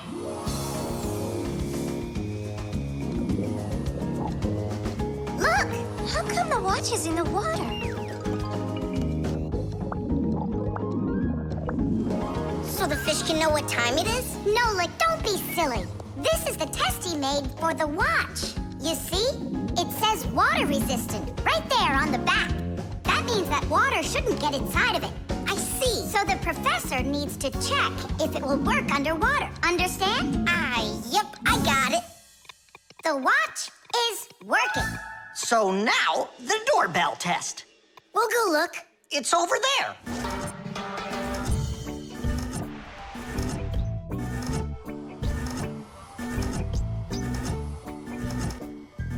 What's that thing doing? It tests the button to see how fast it wears out. To check the quality of appliances, toys, sporting goods, or just about anything, they need to undergo serious testing. Take, for instance, telephones. They need to be tested with both heat and cold because they have to work in places as hot as Africa and as cold as the Arctic. Computers are tested to make sure they can be shaken and rocked, too. That way you can be sure they'll work on a desk at home, or outside in the park, or while you're taking a ride. Different kinds of products need different kinds of durability tests. For example, athletic shoes and car tires are rubbed and squeezed over and over to see how long they are going to last. Yes, testing's very important. Without testing, a machine or appliance could let you down at the very worst moment. If guests come to visit once a week, and once every month a hooligan comes, pushes the doorbell and runs, then I figure this doorbell will last right around 400 years. That's long. The doorbell is still working. That's very good. And also, What? I don't know. We need to turn the note over to read the end.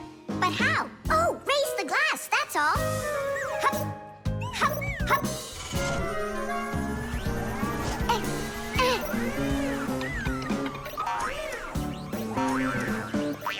I can't get a hold of it. We should find a suction cup. A suction cup? Suction cups are made out of rubber or other elastic materials. When a suction cup is pressed against a smooth surface, the air inside is squeezed out. The air outside wants to get back in, and so it pushes down on the cup. The rubber edge of the cup won't let the air leak in, so the outside air keeps pressing down, and the cup keeps on sticking. And that's how a suction cup sticks to a surface by using the power of air. Wait a minute. I know where there's a really big suction cup that we could use.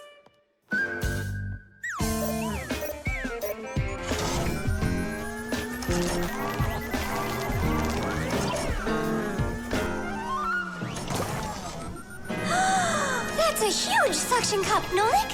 Stiddies, stiddies, stiddies. Well done, Nolik. Only we need to hurry before air gets under this suction cup and it unsticks. My suction cup will never unstick. Well, let's see what it says here. Simka, you'd better hurry.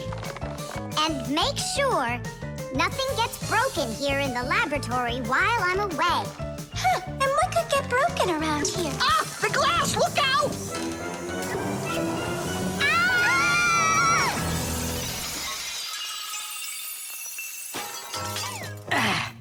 Yeah, so much for that.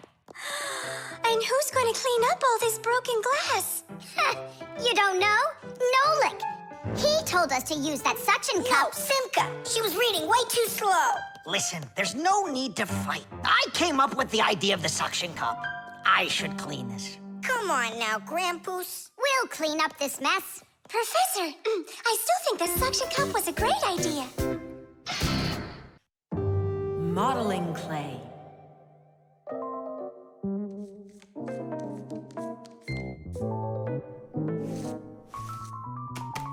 All done.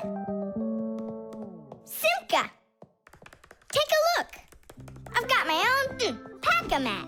Now look at that, a pack-a-mat made out of modeling clay. But this one's my own, and it looks just like a real one. Okay, you're right, it really does, Nolik.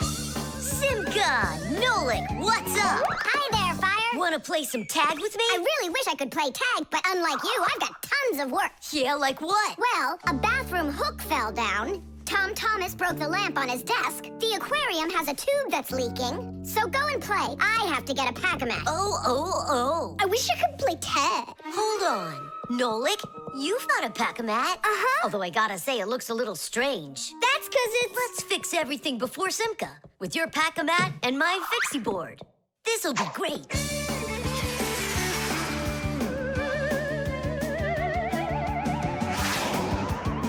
So where is that hook that fell down? All right. Nolik, get out some sticky stuff. From where? Obviously, from out of your pack-a-mat. But it isn't real. I made it out of modeling clay today. Out of clay? Well, it totally looks real. Long ago, back in the Stone Age, people learned how to use clay to make their dishes and sculptures. But the modeling clay that we use nowadays was only invented about 100 years ago. Actually, modeling clay is just plain old clay with some ingredients added so it won't dry out. And dyes are mixed in to make all the different colors. There is just no end to all of the fun things you can make out of modeling clay. I got an idea. Go on, turn around. What are you doing? Grabbing glue out of your pack-a-mat. All right, get up here. Will it stick? Yeah, of course it will. Let's go and fix the lamp.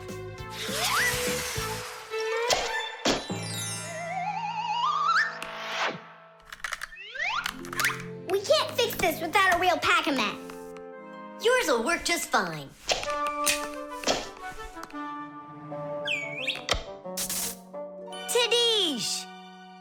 So, what else did Simka have to fix? The aquarium. Hop on.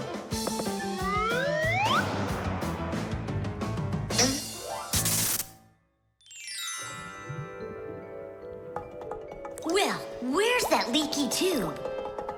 Here, it's leaking at the joint. Yeah, this tube is gonna need a lot of modeling clay. Give me the rest of your pack-a-mat. Sure. And here's a souvenir. They're all done. What's all done? We already fixed everything. And what did you fix it with? Modeling clay. Ha! Modeling clay isn't gonna hold anything. Well, I say it will. Wanna bet? All right.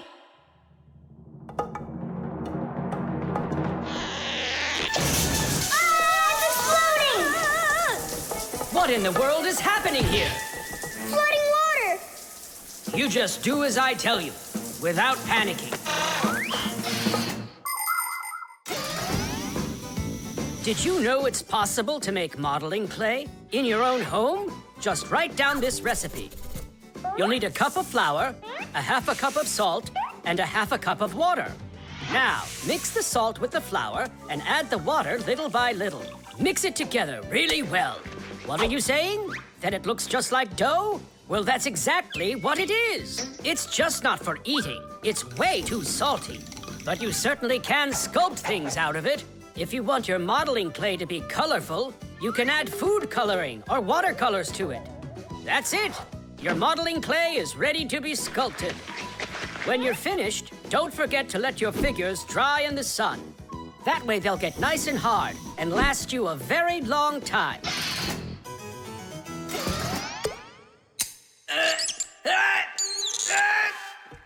Phew. We almost didn't make it. And did you fix the lamp with that modeling clay? Uh-huh. And the hook, too. That was not a good idea. But it was really quick. Hey, that's true. That's why I want to give a medal to you. You're heroes. For real? Of course you are. And here it is, your medal. But it's made out of modeling clay. Your reward fits your heroic deed. The key card. Whoopa! Well, Professor Eugenius, your kennel's back in action. Tiddy! Ah, why, thank you. I've been longing for a cup of tea. Yes. There's no tea left in here. Then I'll go ask Lisa if she has some. Look! Professor Eugenius! You forgot the key! The key! Don't close the door! Simka, you must be joking. That's a key. This is nothing but a plastic card. But it is a key. A special kind. It's called a key card. To open up a combination lock, you need to enter a code in the correct order. That means if you can't remember the code, you can't open the lock. But if the lock uses a key card, there isn't any code to memorize, because the code is held inside the card's memory, and the lock can read the code from the card. Of course, key cards don't work with any lock. They have to be smart locks that are able to read electronic codes. When the smart lock reads the correct code, it opens right up.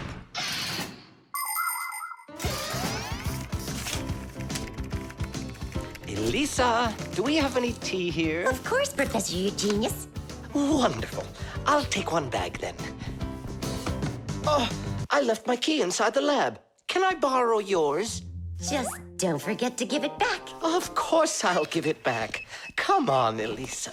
I got myself a tea bag. Professor Eugenius, the water's boiling. Fantastic. Ta-ra-ta-ta-ta-ta-ta. Ch-ch-chai. Wait a second. Oh no. I was supposed to give something back to Elisa. Why don't you go and ask her? Right. I'll be right back. Professor Eugenius! That's card number 2 now.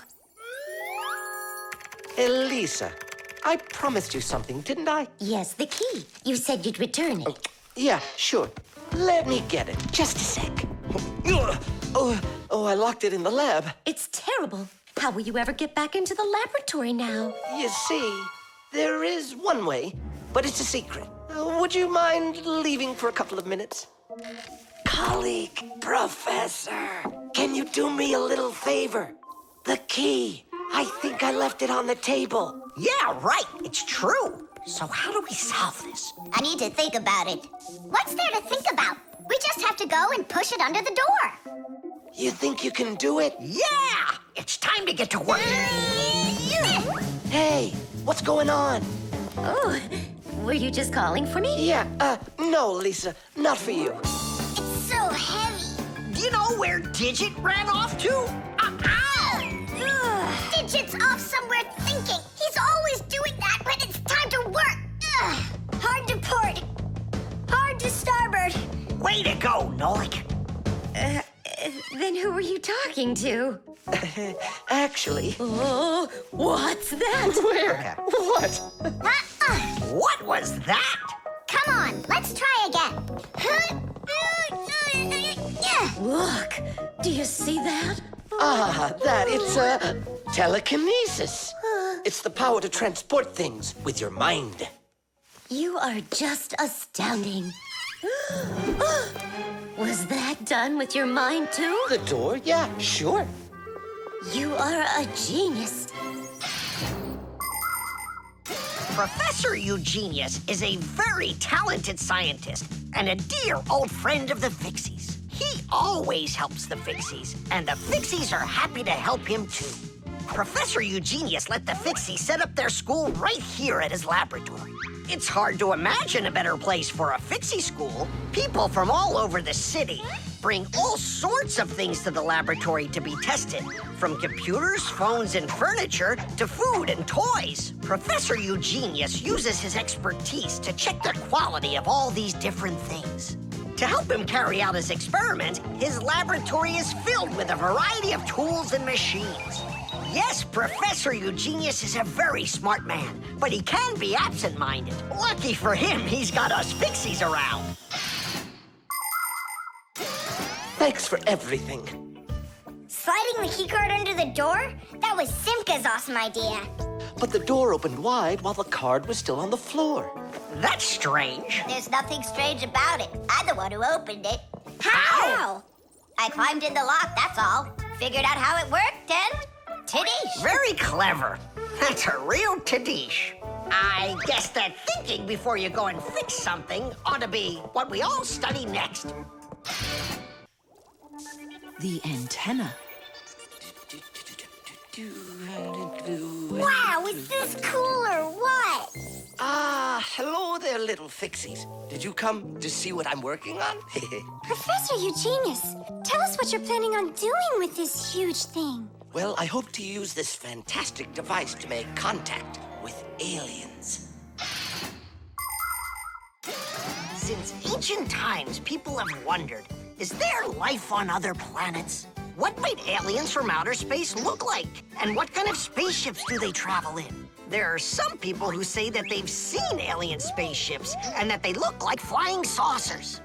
There are even some people who say they've actually made contact with aliens. But personally, I'm sure it's just their fantasy. And science hasn't been able to prove any of these stories either. The one story that makes me laugh harder than all of the rest comes from a guy who claims that he saw aliens with his own eyes. Can you believe it? He said that there was a group of tiny aliens that looked like humans with glowing hair. It seems to me that this guy just happened to spot a few Fixies who weren't able to hide from him in time.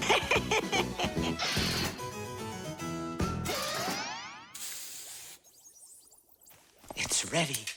If I could talk. And now what? If the aliens are out there flying by the Earth, they'll see this plate, get hungry, and come for food? Aliens don't need a plate like this, silly. When they've got plates that fly, flying saucers. You're both silly. This thing isn't a plate at all. It's an antenna. Antenna? Antennas help people receive radio signals. They come in all sorts of shapes and sizes, like this, or this. To pick up a signal that's very weak, powerful antennas that are shaped like large dishes work the best of all. When radio waves hit the dish, the waves all bounce off of it and gather together into one point. This makes the signal stronger and clearer. The most powerful dish antennas can even pick up signals from outer space.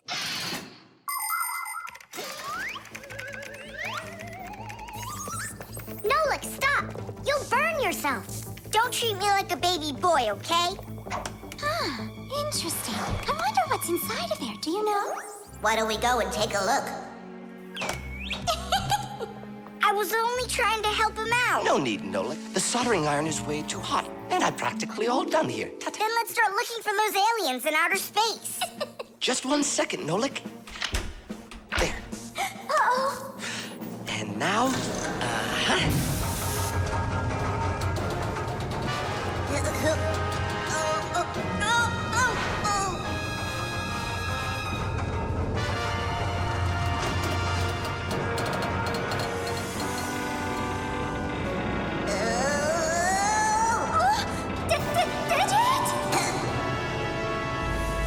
Here we go.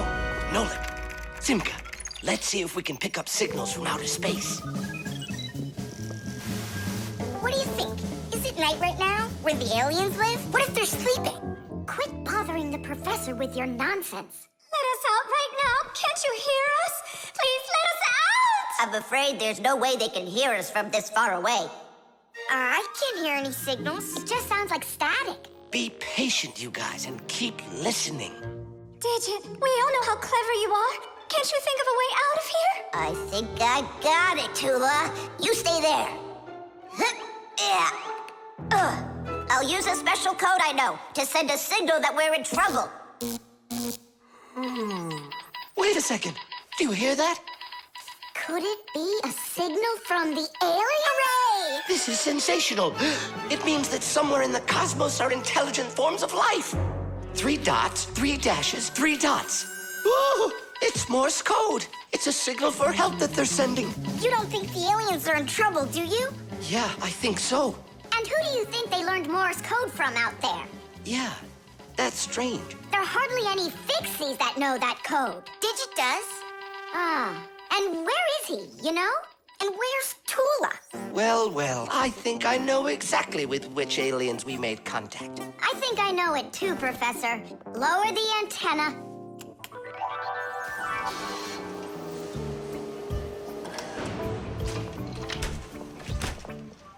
Greetings to you, oh extraterrestrial visitors. Hi there. It's good to be back.